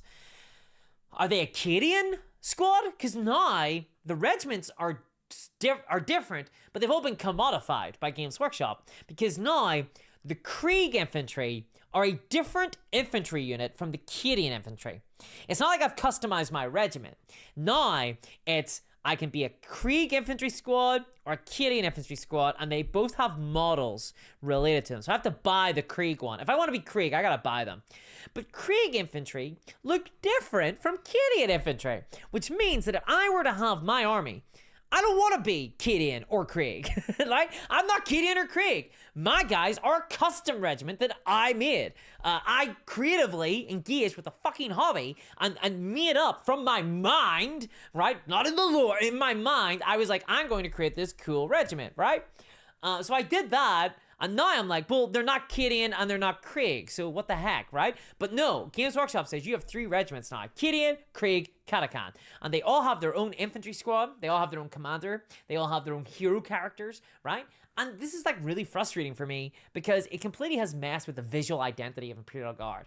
Now, if you want to have like an infantry guard, you've got like armies now that are like, I got a bunch of Krieg stuff, I got a bunch of Gideon stuff, and it's all mixed in this one army. I'm like, I hate that. I hate that so profoundly. So profoundly. Your hair looks delightful. Thank you very much, Sam Boomin. That's really kind of you, Sarah. That's really nice of you. And then Emil says, how about Empire Gunline versus Empire Gunline? Oh, we're just playing Napoleonics at that stage. William Smith says, this channel did get me interested in Conflict 47. I enjoyed the few games of bolt action. I like bolt action, right? I think bolt action is a fun mechanical system. I can't do historicals, guys. I can't do it. I need war dogs in there. I need like bear people and power armor and gravity guns and Tesla. I need some Command and Conquer stuff, right? You know what I mean? I need that. I have to have that. I need my old history. I need my sci-fi. I need my fantasy. I can't do just pure fantasy stuff or pure historicals. I'm interested in history. Like, I watch documentaries and I enjoy like watching The Pacific or like Band of Brothers or whatever. But I don't get enthusiastic about like it as an IP, right? As World War II, as an IP, like I do with like Warhammer or, like Conflict 47, where it's like sci-fi. I don't know. I think it's like my brain is broken. That or I played a lot of Command and Conquer growing up. Like I played a lot, like too much, like an obsessive amount. I can, with the fucking quote of the day, the word of the day is, we tend to optimize the fun out of things. I think that is the truth. That is the truth. It happened in so many things that I love. It happened in Warhammer. It happened in World of Warcraft as well for me, which kind of sucked.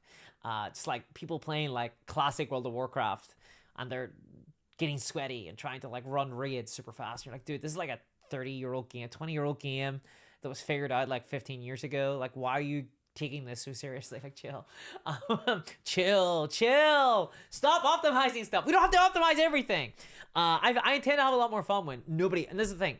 The problem is, if nobody optimizes, it's fine. If one person optimizes, it is a disaster. It's kind of like MAD, It's mutually assured destruction. And the second that one person has to optimize, it kind of like, it's a race to the bottom. Everyone starts to optimize. Valen Twilight says, do you ever play one-page rules? I have been a big proponent of one-page rules on this channel for a really long time. I think that they've been fantastic as competition in the market. I think they exposed a ton of people who have only heard of Warhammer, who would say, it's the Warhammer hobby. That's it. Expose them to all these different games. I'm like, oh, wait, there's other games out there as well. It's not just Warhammer. There's One Piece Rules. And I think it's great. I think One Piece Rules is like probably, if you're going to introduce someone to war games, One Piece Rules is where you start. Even if you want to play Warhammer with them, you start with One Piece Rules because I think it has the best like introduction, the best learning curve of any game. I'm a big fan of One Piece Rules. I really like One Piece Rules. I know that they have a starter set coming, which I'm really excited for, because I think that the big problem, the massive problem that One Piece Rules has, is that they do not have physical products to sell. They are Patreon-based, 3D print-based, which is good. Like, I mean, my last video was on the future of wargaming on Warhammer and why 3D printing is this huge existential threat to Warhammer. However, we're not there yet. We still, like, physical products are the best way to play war games. And I think that's been One Piece Rules' problem. They don't have physical products. They're getting a physical product. I'm super excited for that. I want to see it. I want to see the box. I want to open it in front of you and say, wow, look at all these things. So yeah, I like One Piece Rules. I'm a big fan of it. Super simple game, really easy to play. And it got me to meet up with old friends who had not played Warhammer in years because they could not afford to play that game. It got them into playing war games again because they heard about One Piece Rules and they were like, this is so much more playable and affordable. And they played war games again with me and I met up with old friends and it was so much fun. And there's so much joy in that. This is what I hate. People always call this channel negative. They're always like, Discourse Mini is always so negative. I am not negative. I am not negative. I have so much hope in my heart. I have so much, and all I want to feel is joy. I don't like being critical of stuff, but you just have to be. For things to get better, you have to be. You have to be critical of things. at times. Like, you just must, you know? You just must. I hate that, because I do like one video a week. And people are like, oh, why don't you ever report on the good stuff? And it's like, man, there is a lot of not good stuff that happens constantly. I need to report on that, because that stuff's really important, right? People need to talk about that. Leagues of Votan, says George Atkin. Yes, Leagues of Votan. I've warmed up a little bit to them. I really think that Warhammer does not need more factions. It needs the fucking, like, Games Workshop need to chill and condense and get a grip on the on like the faction sprawl, but it feels there's so much more. Victoria Miniatures made them all, basically, says Marius Reinecker. Yes, Victoria Miniatures was the place to get if you wanted custom. They still are, really, right? Because they're still around. So if you want like custom, although I feel like they get like really stiff competition now from War Games Atlantic. Do so much because they do them in hard plastic, and Victoria Miniatures, I think, was metal when I knew about them. I knew about them in the 2000s. So I think that I assume they probably moved the resin now. William Smith says, but alas, the group lost the store they made up and disbanded, ultimately turned my bolt action models into 40k trader guarded cultists. That's one way to do it. One Piece rules are fun. Spirit says, well, it's okay. One day you'll turn 40, and then historicals will appeal. The most appealing historicals game for me is Kriegspiel. Because no one wants to run a sci-fi or fantasy Kriegspiel, it seems, which is crazy to me. I think that Kriegspiel would be so much more interesting if it was like in a fantasy setting. Give me Lord of the Rings. Dude, why has this never happened? Give me Lord of the Rings Kriegspiel. Right? Why is it always like Napoleonics or like King Ptolemy versus like the fucking Nerubians? Where the fuck are the Nubians? I don't know. Nubians? Is that a... Give me fucking... I want to play... Gondor. I want to not know where Mordor is. I want Mordor to like be somewhere. I want orc commanders to be fighting those guys. Oh my god, why is there no fucking Lord of the Rings Kriegspiel? This feels so amazing. Can we get the International Kriegspiel Society on the line? Can someone get them over? Can we hook up? Can we organize like a Kriegspiel event that is a fantasy game? Can we do that? Is this possible? Can we get someone on the line? Is this like an IP? Are we worried about copyright here? Because we should not be worried about copyright. We should not be worried about that. Loving the new color and cut, says Frostwolf Talk. Thank you. Everyone's been very kind. I usually get a lot of like, you're a fucking mess discourse. So it's very nice sometimes to hear that that's not the case. Yeah, my hair was getting unruly. Alan Wong says, yes, there's too many factions. Finally, get rid of the tie. We are not getting rid of the tie.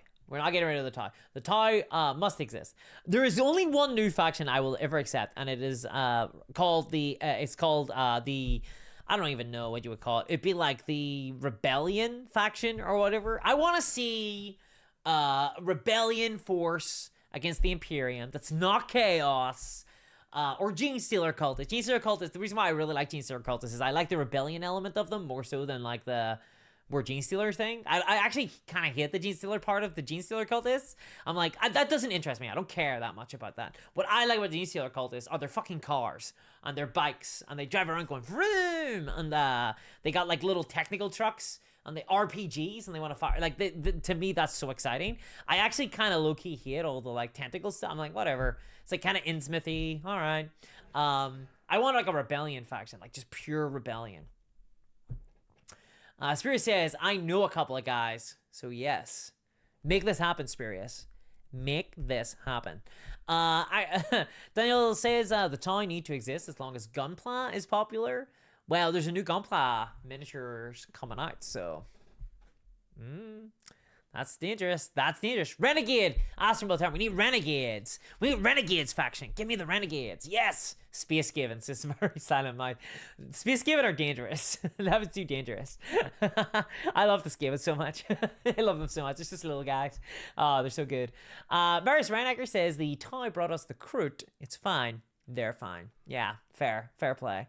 I like them. I think that I am of the opinion that the toy must be a intergalactic, like, consortium of different alien races, right?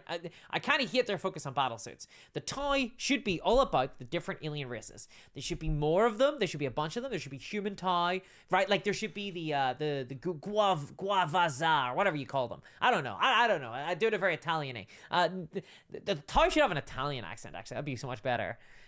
Oh no, it's the Imperium, right? I think that should be the tie, right? My apologies to my Italians in the audience. Don't worry, I've looked at my demographics. I don't think there are any. We can insult the Italians all we wish. But yes, the tie should be like all these different alien species that all have different roles in their army, and they should be like this big consortium of different aliens. I think that'd be really cool. I think that'd be very cool. And I kind of wish it was more like that. Dendo Star says, Taras Belay says, Blood Pact faction, in all caps. Patrick McCarty says, the tower okay, my Imperial Guard needs something to shoot at. Yeah, I've always thought that Fire Warriors versus Imperial Guard has always been an interesting matchup, for sure. It's just like the Imperial Guard are like the one rung down, you know? Blood Pact faction. So what, like, the corn? Just corn? Dendostar says the Imperium are the Space Given. They sure are. Yeah, this is the Imperial Guard, right? Bring back the White Shield Guard army, says AB. Yes, hell yeah, conscripts. I want conscripts, and I want that rule. You guys remember that rule where you could like roll and like it would come back onto, like whenever your conscripts died, they'd come back onto the table? It was incredible. It was rubbish, but it was good. FPV as Punk says, first time watching you live, amazing, thank you very much. I do this every so often, so subscribe to the channel. I'll find out next time when I'm gonna be live. I don't know why I said it like that, but there we are. Dwaramur says, I am Italian, and that accent was perfect. There we go, people, we've got approval from the Italian. He's approved. Thank you, Dwaramur. I'm going to use that now. It's like the Italian N-word pass, basically. You can do the finger thing. El Rondorio says, apparently the Imperial Kriegspiel Society does have a Lord of the Rings download available. People, it's happening. We're going to do... So, for those who don't know, Kriegspiel is like this really intense, like, war game that, like, was the old school, like, the Prussians loved it. You know what I mean? Like, it's played in, like, military academies, and it's all about the opponent. You do not know where your opponents are. You have fog of war. You're sending orders. You're receiving dispatch, like letters from like your commanders, and you're having to like put markers on the map to be like, I think they're over here. It's like really crazy and intense. It's like the classic war game where everyone are all gentlemen and they're all standing with their hands behind their back, like looking over at the table. That, but I want Lord of the Rings version. Lucas von Karstein says, you made a video about the recent 40k STL leaks. You have no idea how bad it is on Telegram. Yes, indeed. There was a whole ton of Warhammer 40k.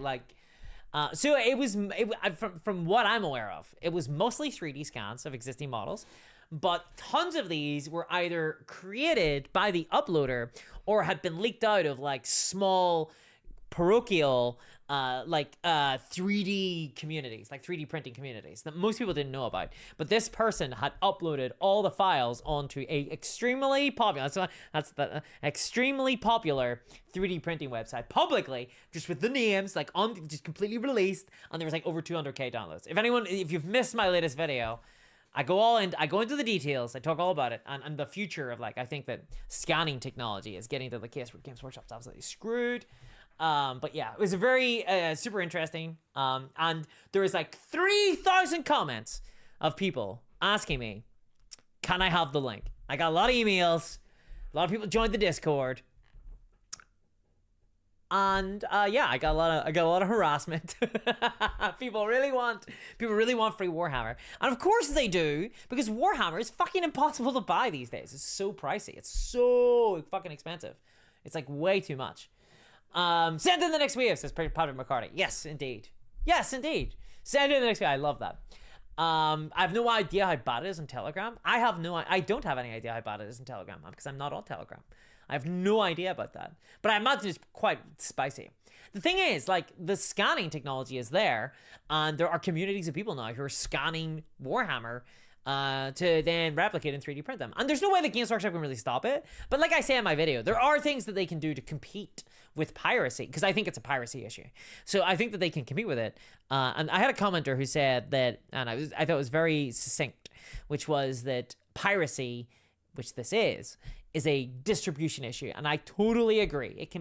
Piracy can't be combated by being reasonable. Because most people are reasonable, and people will actually buy something if it's a reasonable price. And so I think that piracy of Warhammer is an example. Like, people are going to some extremes to get some fucking Warhammer for a fucking reasonable price. Sorry, this upsets me. This is like, whenever people are like, discourse is very negative, this is one of those things that does animate me and make me quite upset. I get frustrated at this because I've been personally affected by it. I've got friends who cannot play, who've been like priced out of Warhammer and war games, right? And I think that this is a hobby that should be more inclusive for people to come in and play the fucking game. Play games with me. I like playing games. And Games Workshop are like, no, you must be able to afford £28 miniatures in order to play this game. And that makes me vomit. It makes me throw up. So it makes me very annoyed. So yes, 3D print stuff. There we go, on record. Shut me down, Games Workshop. I say 3D printed. Fuck them. Don't back down, double down. That's what they say, right? Taras Billy says, looted vehicles for the orcs. Yes, looted vehicles, awesome, right? Never that powerful, never very competitive, but fun. It was a lot of fun. Frostwork Talk says, let me clarify, Gundam is the anime, Gunpla is the model side of the anime. Yeah, but there's like a war game for it, right? Like, there's a new war game coming on. Peter Cushing probably played it, says Dando Star. He more than likely played it, yeah. He more than likely played it. Patrick McCarty says the Exodite Eldar would be cool. Dinosaurs with family visitors. Dinosaurs would be neat. They would be neat.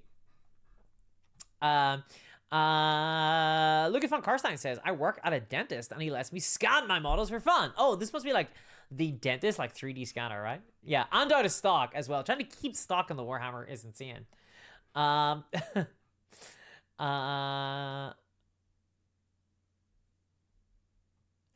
Taras Belay says, all I want now is a flat and a Warhammer girl. There you go. Yeah.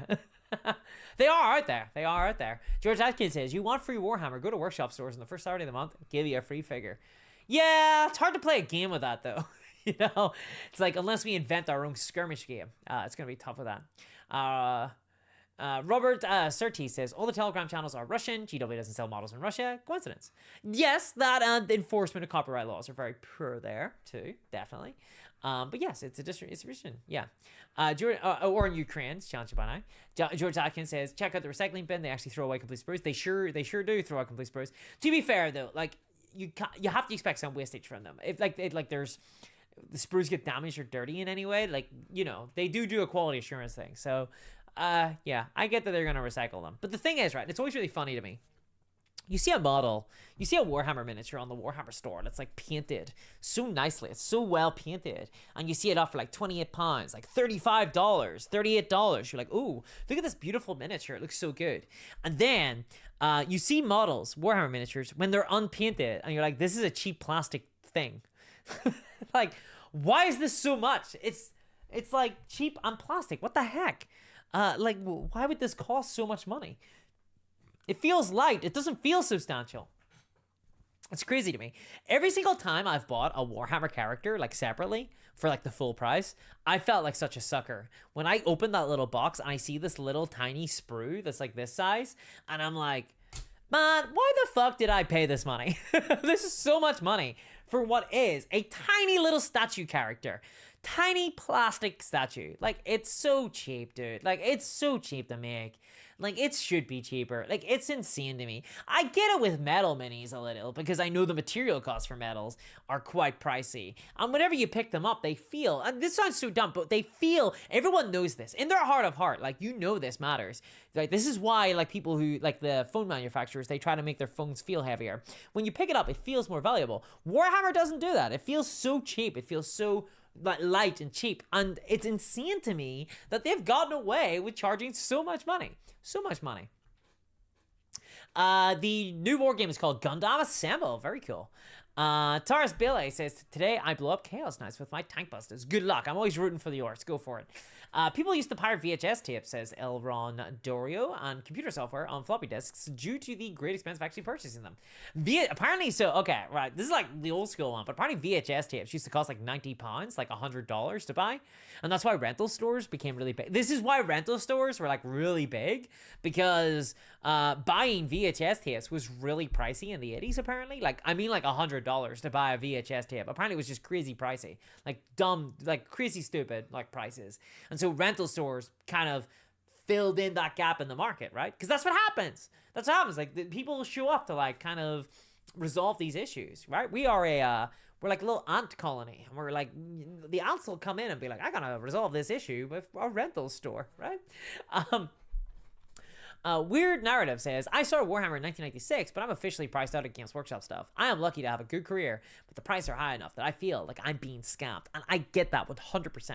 I would never I can't buy Warhammer at full price. I can't do it. I go in, like, so when I was younger, I used to go into the Warhammer store. I mean, it was dangerous. I'd be like, oh no, I'm gonna walk into the store and I might walk out with a bunch of Warhammer, because they were really good at selling the Warhammer, right? And I used to love buying Warhammer. These days, I go in sometimes for paint. I haven't walked out with like Warhammer stuff in so long. Even when I'm like, oh, that thing, I was looking forward to that thing, right? Like this new kill team, or like this new box set or whatever, starter set. I was like, oh, I cannot just buy Warhammer on a whim. It is like a financial consideration, first of all. And second of all, I know that I can get discounts on all the Warhammer I buy. And I need to, because I can't just buy Warhammer anymore. It's too expensive. Guys, my fucking job is to cover Warhammer. I can't afford it. I can't afford Warhammer. Like, it's my job to talk about it. I can't buy new Warhammer. It's too pricey. It's far too expensive. And this is the thing, like, I would need to be like on the Games Workshop NDA if I wanted to do content that covered more like hobbying elements of Warhammer, because I can't fucking do that. Like, Konflikt 47, I got sent that by Warlock Games. I didn't have to sign shit to get that. I just said to them, look, guys, I want to talk about your game. Can you send me out some of the models so I can see them? So I can, like, see them so I can talk about them, right? I want to fucking make sure that they look good. And they're like, sure. Here you go. Right? But I can't do that with... Well, first of all, I can't do that with Games Workshop, because Games Workshop would tell me to suck a lemon. They'd, like, look at my last 3 years of coverage and go, no. Actually, no, they wouldn't do that. They would probably like poison the package, I think. Maybe. Yeah. Yeah, like, so I don't think they would ever do that. But yeah, like, but to do that, you have to sign up to an NDA, right? And otherwise, I don't think you can, like, even, like, I don't know how people could afford to, like, buy them and keep covering them, you know? Like, I'm relying on, like, donations and YouTube ad revenue and Patreon. That's, like, my income stream.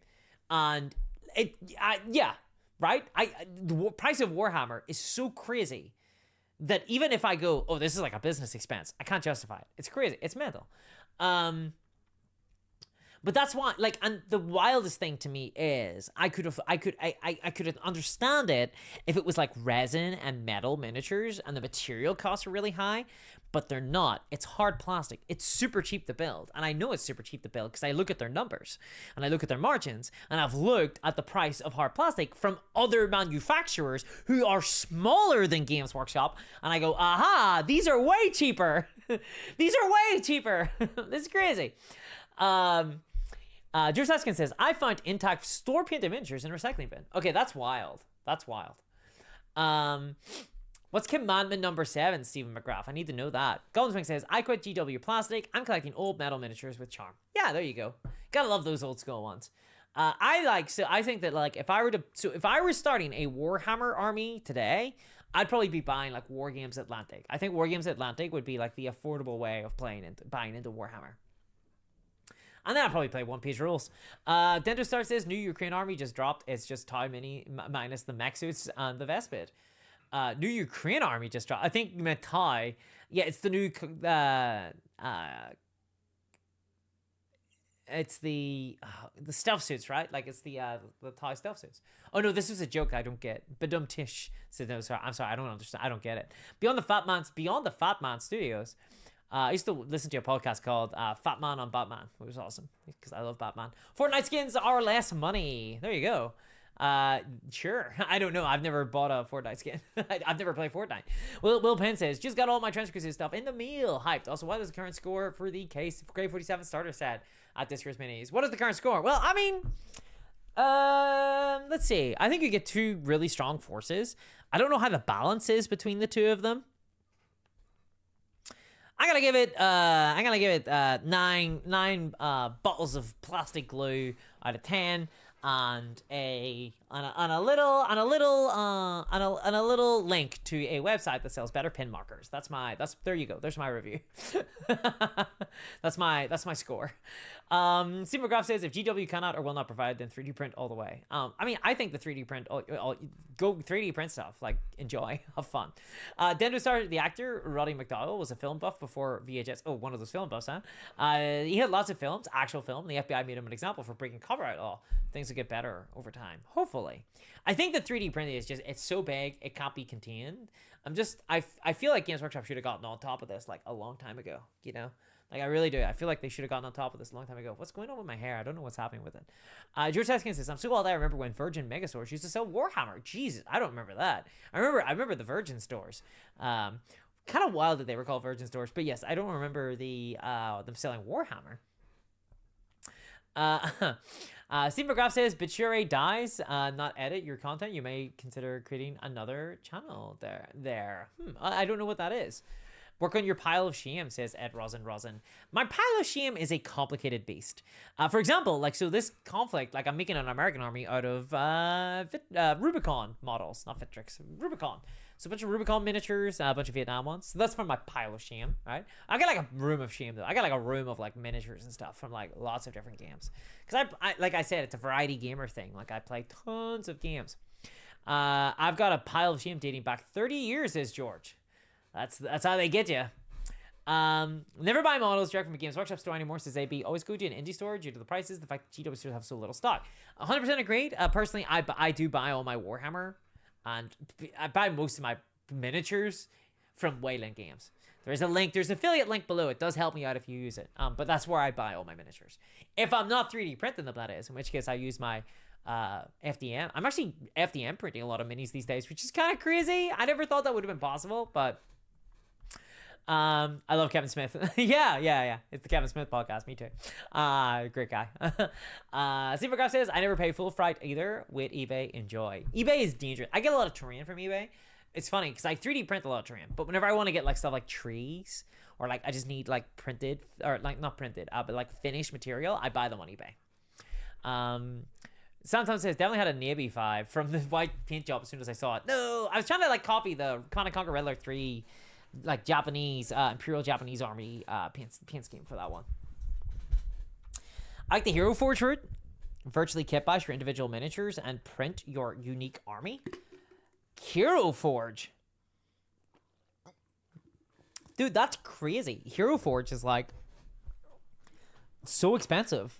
Are you like can you get the STL file? Is it cheaper from Hero Forge? Because they're like $30. Don't they print it and send it to you in the mail? They're like super pricey, are they not? Like, you can customize them on Hero Forge, but are the tools that good? Because I always find that the Hero Forge minis look really cartoony, but I think that might be just because they're heroic scale, like Warhammer scale.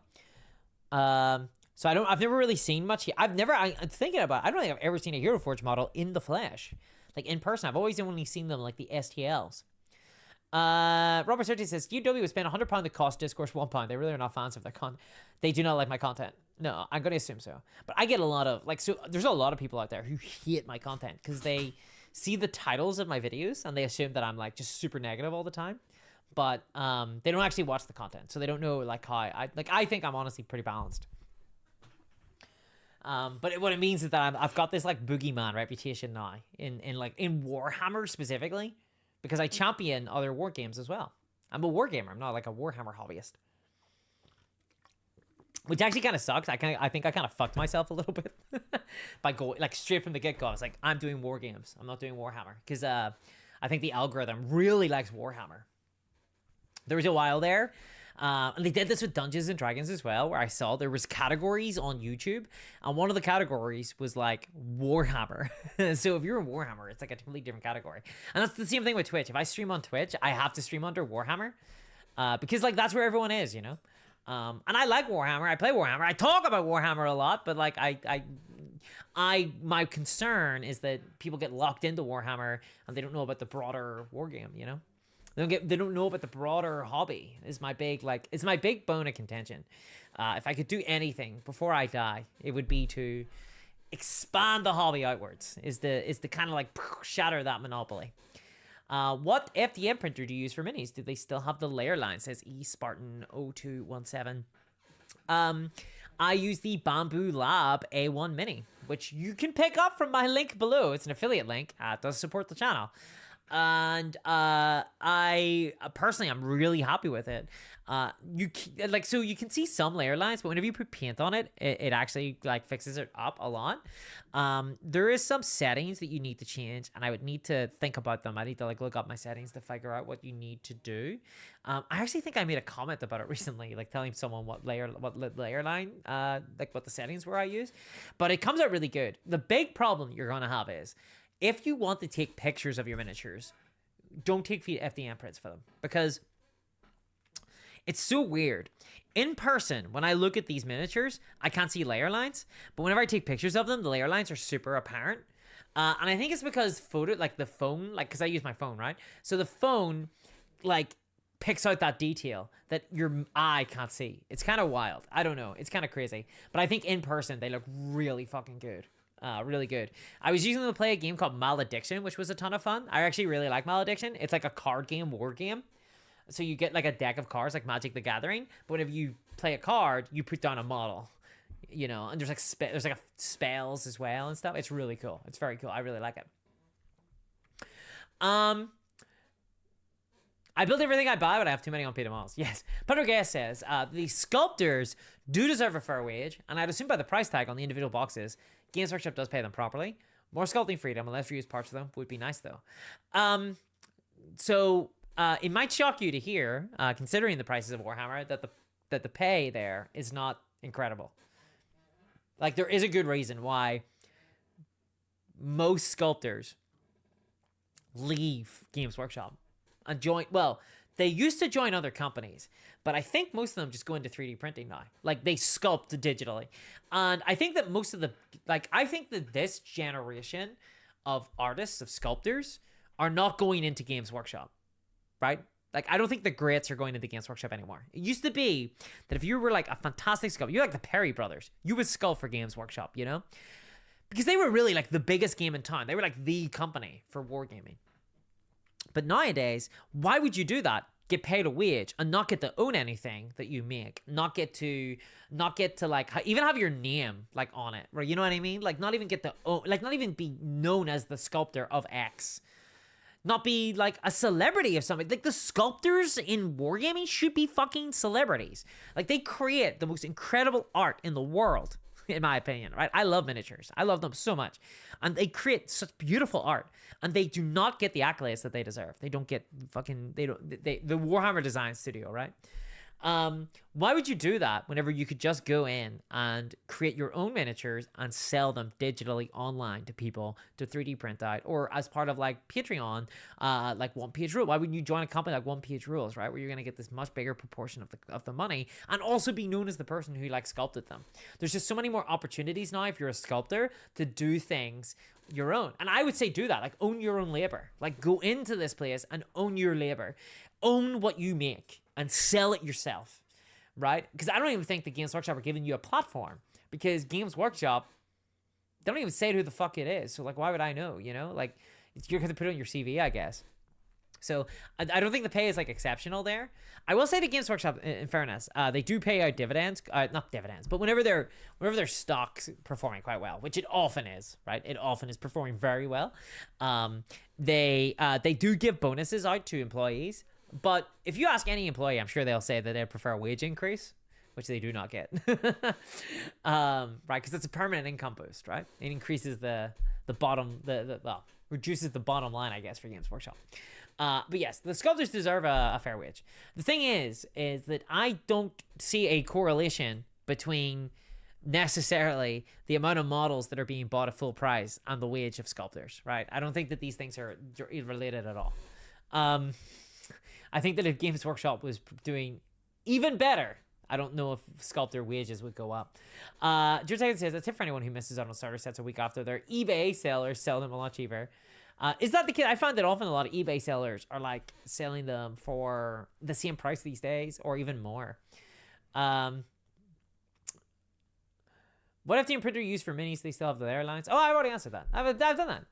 Michael Hunt says, hello, I love your content. I'm passionate for the hobby. What are your thoughts on the new Saturn 9 faction? Thank you very much. I think they looked okay. I wasn't like super excited by the Saturn 9, like the Terminators and stuff like that. I actually really like the Horus Heresy stuff in the sense I like the vibe of a lot of the models. It feels really grimdark and old school and very mechanical and like nasty. And I really like that. Like I like all the old tactical Space Marines and stuff. But I thought the shoulders were a bit much for me with the Saturn 9 stuff. I wasn't like super into that. Yeah. Blanche Marius Randegger says, but thank you by the way for enjoying the content. Marius Randegger says just paint super slow, like 20 millimeter per second tops. Barely any layer lines. I don't know. I contrast paint everything, to be honest. Spirit says there's a lot of good tricks for printing detail with an FDM printer. The Fat Dragon Gaming channel is a great start to check out. And they have a whole set of custom settings and recommended filament. There's even more stuff that can be done if you're willing to really go into stuff like custom sword rigging. There you go. Go for that. Because I had to do that. I had to work out how to do some supports for some models. Because the models I was printing were designed for resin printers. So I had to like really customly like kind of go in and be like, okay, I'm gonna need to put a support here, I'm gonna need to put a support there, and you can do that really easy in like the Bamboo Labs app. But there's lots of models out there that can be printed with FDM. In fact, I making my own game, or rather I've made my own game and I'm going to be selling it this month, so just pay attention in the next video. However, I printed out my miniatures on an FDM. Let me see if I can actually show you the miniatures. I got them painted for the game. Where the hell did I put it? So this is just a random batch.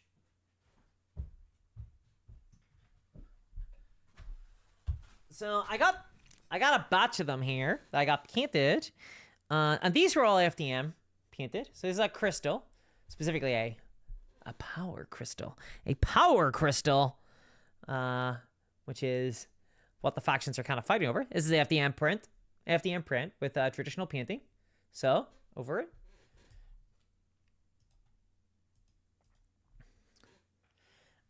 Here is, you might recognize this one, guys. A logistics lab. You might recognize this. This is, by the way, this is a base building war game. Just FYI. This is a game where you build bases. There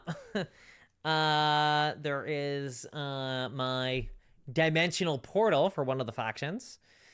Here's my little snake pit for another faction. Got a little bunch of snake eggs. So these are all FDM printed. You might notice the scale is a bit lower. Here is my ambassador tank. So you might notice that this is an RTS game, but in war game form. So this is the ambassador tank. This is for the GDF faction, the Global Defense Force. We got a bunch of different stuff. So these are all FDM printed. I'll let you be the judge. I didn't print them off to like super high quality because they're like kind of small minis. This is some goo for the this is the other faction. These are like the alien guys, basically. Well, they're like not alien guys. They're called the Outworld Coalition, I think. I think that's what they're called. I can't remember my own faction name. But yeah. Very cool. Little goop guys. Here's some grunts. So you can see some little grunt dudes. So these are FDM printed. Like these are really small. Like I can't express to you how small these little grunts are. These are little grunts. These are FDM. So I don't know if you can, so you can see some of the 3D print lines. Yeah, I love RTS games as well. I grew up with them. So this game is designed, so it's called Little Big War. So there you go, it's announced. It's called Little Big War. It'll be coming out this, like, in a week or two. And it's all about building a base and building an army and blowing up your fucking opponent's base. And it can be played on a coffee table. These are 10, 12 millimeters sized. Like this is the, one of the buildings. Yeah, these are like 10 millimeter sized. It's played literally. It's played on a coffee table, and here is the grinder tank. This is probably like one of the more awkward prints for me for the FDM, because you can see the grinder gets a little bit awkward. But I needed the grinder tank because, like, you want to grind stuff, you know? You want to melee if you're to the GDF. You got to stop. Yeah, you got to stop. Well, you got to stop these guys. This is one of the stars. This is like the end game unit here. It's one of the super units, one of the Titans. It's the Star Child. So these are all 3D printed. You can start to see it in the bigger ones, I think. Yeah, Dendo Star. Yeah. Nod, where are you? Well, there is an obelisk of light unit, like base defense. I'll say that much. But there's also these little snake guys who I love. Like these little snake guys rock. Look at these little guys. Little snake dudes. These are awesome though. These like have first strike. So the thing about the game is it's all about building up a base, and you're building up an economy and deciding whether or not you want to go like try and rush the opponent, or like go for minerals and materials and try to harvest stuff, or whether or not you want to like try go for late game. There's like super weapons and stuff in the game, or build up a base and go for base defenses and try to build up your super weapons, or whether or not you want to go out and try and like harass the opponent and things. Got little harvester priests here. The other faction, like this is how they harvest resources. They use these little guys. The factions kind of harvest resources slightly differently. One of them has like kind of light units, lots of them. The other one has like harvester trucks. So yeah, and this is all FDM. Any flying units? Yes, indeed. There are indeed flying units. There's like a giant flying thunder snake, like a weird storm lizard. I think it shoots lightning. Yeah. I need to like I mean.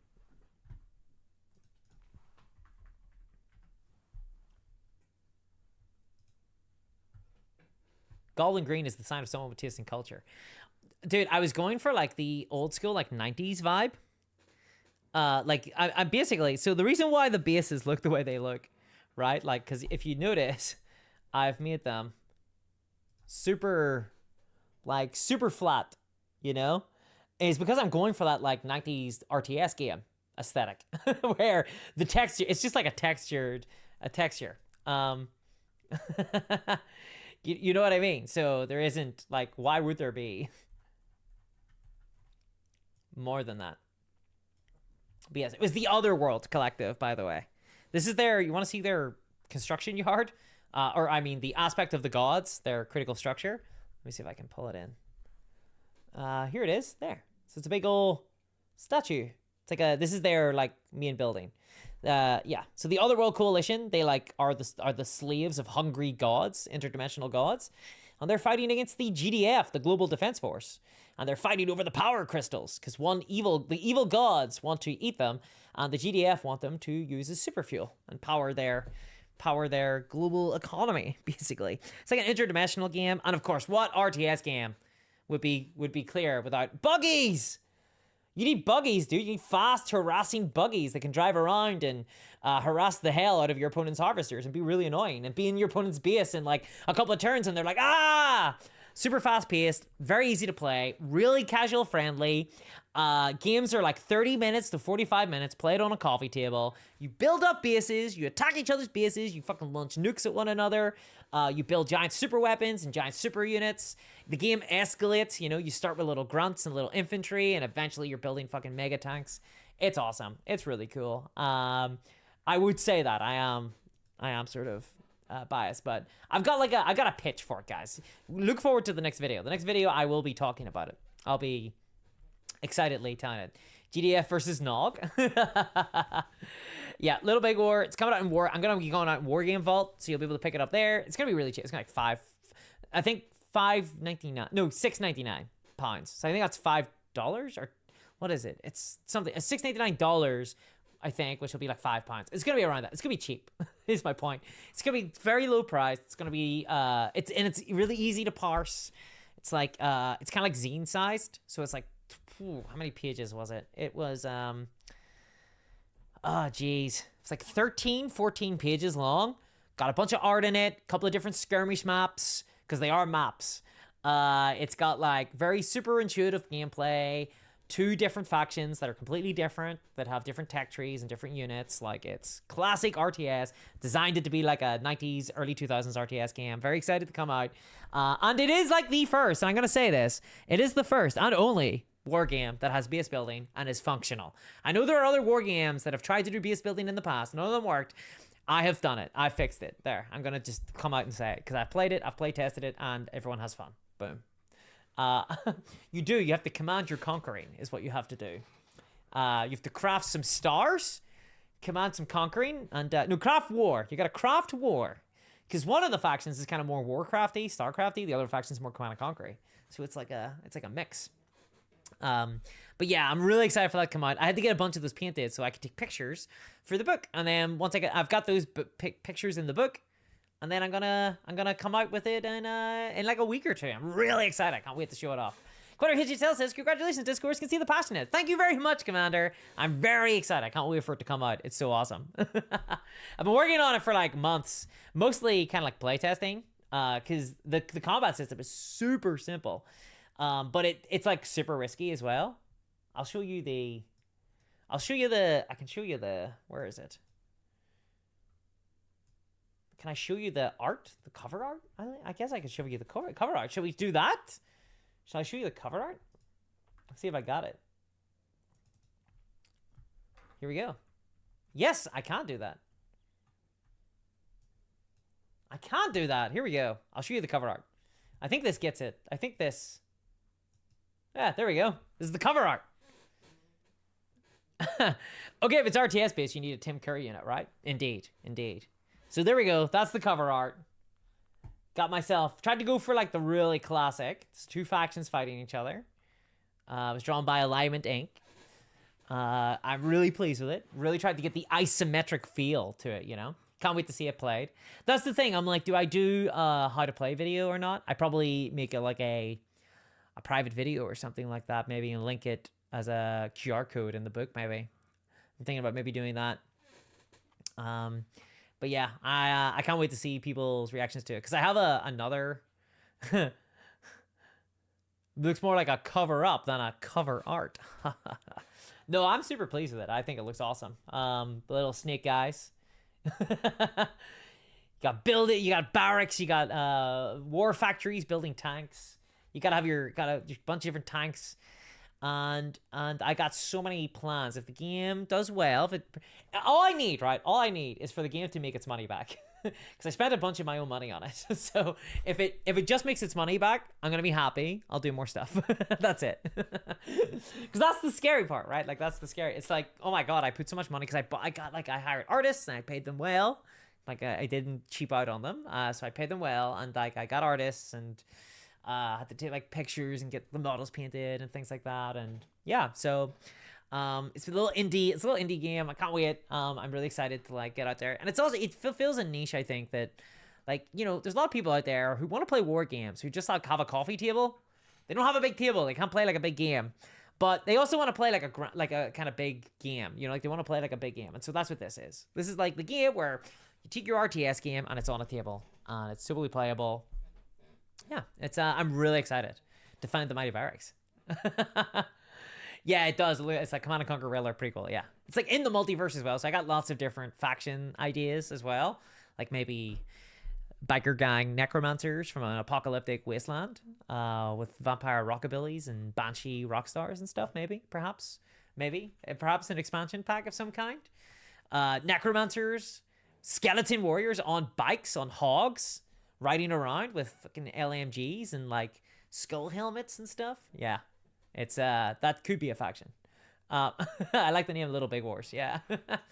And they had all the models as well that you saw that I have shown off are free 3D prints. I printed on an FDM printer. It's totally playable that way. That's how I play it. Yeah. Next week, guys, like it's happening. I'm taking a bunch of pictures, and then the book is all done. It's all done. It's coming. I'm not very bad at selling things. I'm very bad at selling stuff. I don't know how to do it. I don't want to do a video or just announce it in an upcoming video. Skeleton Hogs, yes, Skeleton Pirates, and June and Command & Conquer. I'm really excited. I can't wait to show you guys. It's really awesome. Yeah, it's rocking. It's really exciting. So there we go. Fucking sneak peek. I didn't intend on showing you any of this today. You guys got the secrets. the secret reveals. That's the secret reveals. Yeah. But yeah, I'm really looking forward to it. I'm really looking forward to showing it off. So thank you very much for the excitement, guys. It's getting me excited. It's getting me more hyped now. I'm like, okay, because it's always like nervous. It's like, oh my god, are people gonna just fucking think this thing sucks? And I've play tested a bunch of this game, so I think it really rocks. But yeah. Well, on that, I guess I think we're gonna call it then. You got your little sneak peek. Keep an eye out. It's coming. It's coming this week. Not this week, because this is Sunday. So next week. It's coming next week. Was this a cool game you were telling me over pints in Queens SU? It is. No, Great Prime. That's a different game. This is a different game. I got a couple of irons in the fire. Okay, one says you need to make sure that you put that into a main channel glow up. Yeah, I do. So I'm probably gonna like announce it at the beginning of a video, I guess, because I got like a pitch. For it, you know. Maybe I should have maybe the stream should have been like trying to figure out my pitch for my new war game. Because I do have a pitch for it. Because I think like it fulfills a niche for me. It's like a game that I would want to play, basically. Do you know what I mean? Like I always wanted like a base building miniatures game that could capture the play that could capture the gameplay of a classic real-time strategy game, but that like wasn't this huge event. Because I know there's other games in the past that have tried to create these like big, like massive table size, like you build buildings and you have to kind of get resources and track those. There is no tracking in this game. There is no tokens. All you need to track are your actions. That's the trick. The resources in the game are actions. So the more crystals you collect, the more actions you can take in a turn. So you gotta get your economy going, you know? You gotta get your action economy going. It gives you more, as the kids would say, more APM. And it fits, it's like 45-minute long. It's like half an hour to an hour as a game. It's like awesome. Do the elevator pitch. That's it. Little Big War, definitive base building game. Captures the gameplay of a classic real-time strategy war game or classic real-time strategy game on your coffee table in under an hour. Accessible, easy to play, hard to master. There's a ton to learn. You go toe-to-toe with another player, spend actions to build a base. You can train new units. You can attack, move your harvesters, activate base defenses. But each time you spend an action, your opponent spends an action as well. So, you destroy your opponent's base before they destroy yours. You got, like, tech trees. Every faction has tech trees, but they're really easy to follow. You got no bookkeeping, no cumbersome tracking of conditions, small scale. It's a smaller zing, but it's comprehensive to play, so you get everything you need in that book. Uses D6 because D6 dice are the funnest dice to roll. It has a innovative action system that captures the classic playstyle of a real-time strategy game. You don't need to build an army list. You can just pick your faction and off you go and build your army in the game as you want. And it's snappy back and forth. There's no downtime. So you decide to do something. For example, if you're like, I'm going to build a barracks, you build the barracks and then it goes to your opponent. And you might have spent, the barracks might cost 4 actions to do, right? You get 6 actions every turn. The barracks might cost I think it's 2 or 3 actions to build a barracks. Your opponent can move with a unit that costs them 1 action. So you might run out of actions before they do, and then they get to go spend all the rest of theirs. It's awesome. It's it just works. It flows. It flows so well. You can see the whole map. There's no fog of war, sadly. No, you have to know, because you have to know what your opponent's doing, because you need to prepare for it sometimes. It's like, if you see me and I'm building a bunch of buggies, you know what's up. You're like, okay, I'm going to build some base defenses. Maybe I should stop, building up my tech tree. Maybe I should stop building up my power plants and try to build all this stuff. Maybe I should build up some base defenses. Yeah. You hyping that bad boy. You're going to make me splurge on that flowy thing. Hell yeah. D6 is also very accessible. Everybody has it. Yeah. Yeah, and print and play. You can print and play it. 3D print it. The miniatures aren't official minis. It's a completely miniature agnostic game. I just in the book go, here are the miniatures that I have used. They are from these creators that I found online. Enjoy. Here's the link. It's basically what I do. They're all just like random minis. Oh, I think I didn't even show you guys like the best miniature that I got painted. Here, hold on, let me show you. No, I cannot possibly comment if this resembles anything. But how awesome is this? Yeah, got these guys here. Bunch of these guys. These are spooky little guys. They rock. Yes, Wargame Vault. Wargame Vault is where it's at. Wargame Vault is where it's at. So yeah, it's like there's like one faction that are kind of like Command and Conquer-y. They're the Global Defense Force, or the Globe Defense Force. Sorry, and they're like they have like infantry. They got rocket guys. They got tanks. They got grinder tanks. They got ambassador tanks, which are like super heavy tanks. They have nuclear missiles and like Patriot missile like base defenses, and they use power plants and war factories. Then there's the other faction, are the Otherworld Collective, and they have like goop. They have like goo monsters and big beasts that like turn people into goo monsters, and flying lizard creatures that shoot thunder and lightning. They got like snake guys. It's because like the Otherworld Collective are like all these different planets. All these other like dimensional that are being conquered by these like ancient dark gods, and they have the Star Children who are like their kind of like master, and they got masterminds who've got like shields and shoot like psychic bullets at things and blow up tanks, and you're like, oh, my fucking ambassador tank got blown up by a mastermind. It happens. It's awesome. It's cool.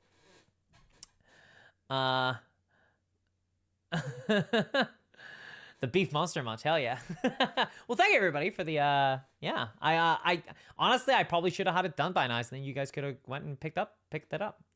But I will announce it in a video, and there will be a link in the next video on the Discourse Minis channel. It will be on, so it will be this week or next week. But it'll be this month, so keep an eye out.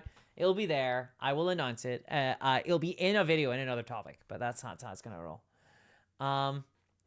But thank you very much for the positive words, guys. I'm really excited that you get me hyped now. You get me so hyped. Yeah. Little big ancient gods. Yeah. Well, I mean, technically you guys are the gods, right? Because you're playing. Like, you're the players. You're, like, commanding them. So you get to be the evil god. Yeah, I just went for, like, two completely different vibes. Because I went for, like, the multiverse thing. You know? So no nod yet. No nod just yet.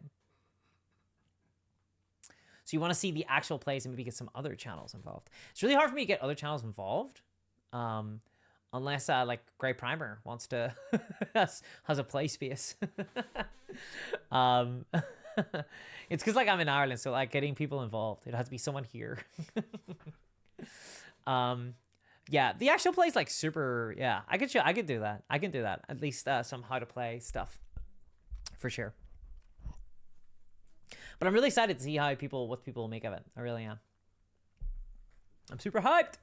Super hyped. Well, everybody, thank you very much. Thanks very much for joining me today. It will end on a high note. Yeah. I will catch you all soon enough. So if you haven't already, subscribe to the channel, because I do live stream, and I don't know if like how easy it is to find that out while I'm just like when I just go live like this. But yeah, thank you very much for joining me, everybody. Thanks to everybody who donated. Thanks to everybody who watched and commented and stuff. It really means the world to me. And thanks to everybody. Join my Discord, because there's loads of really cool community there. And yeah, thanks very much for all your support. May something terrible get lost in its way to your house. Well, thanks very much, Luke. That is like one of those kind of like Bilbo Baggins speeches whenever he's about to put on the ring, you know? It's like, is that a good thing? Is this a nasty thing or a nice thing? I don't know. And it's a nice thing. Thanks, everybody. I will catch you all next time, and stay safe out there. Okay, see you, everybody. Thanks, chat. Bye-bye.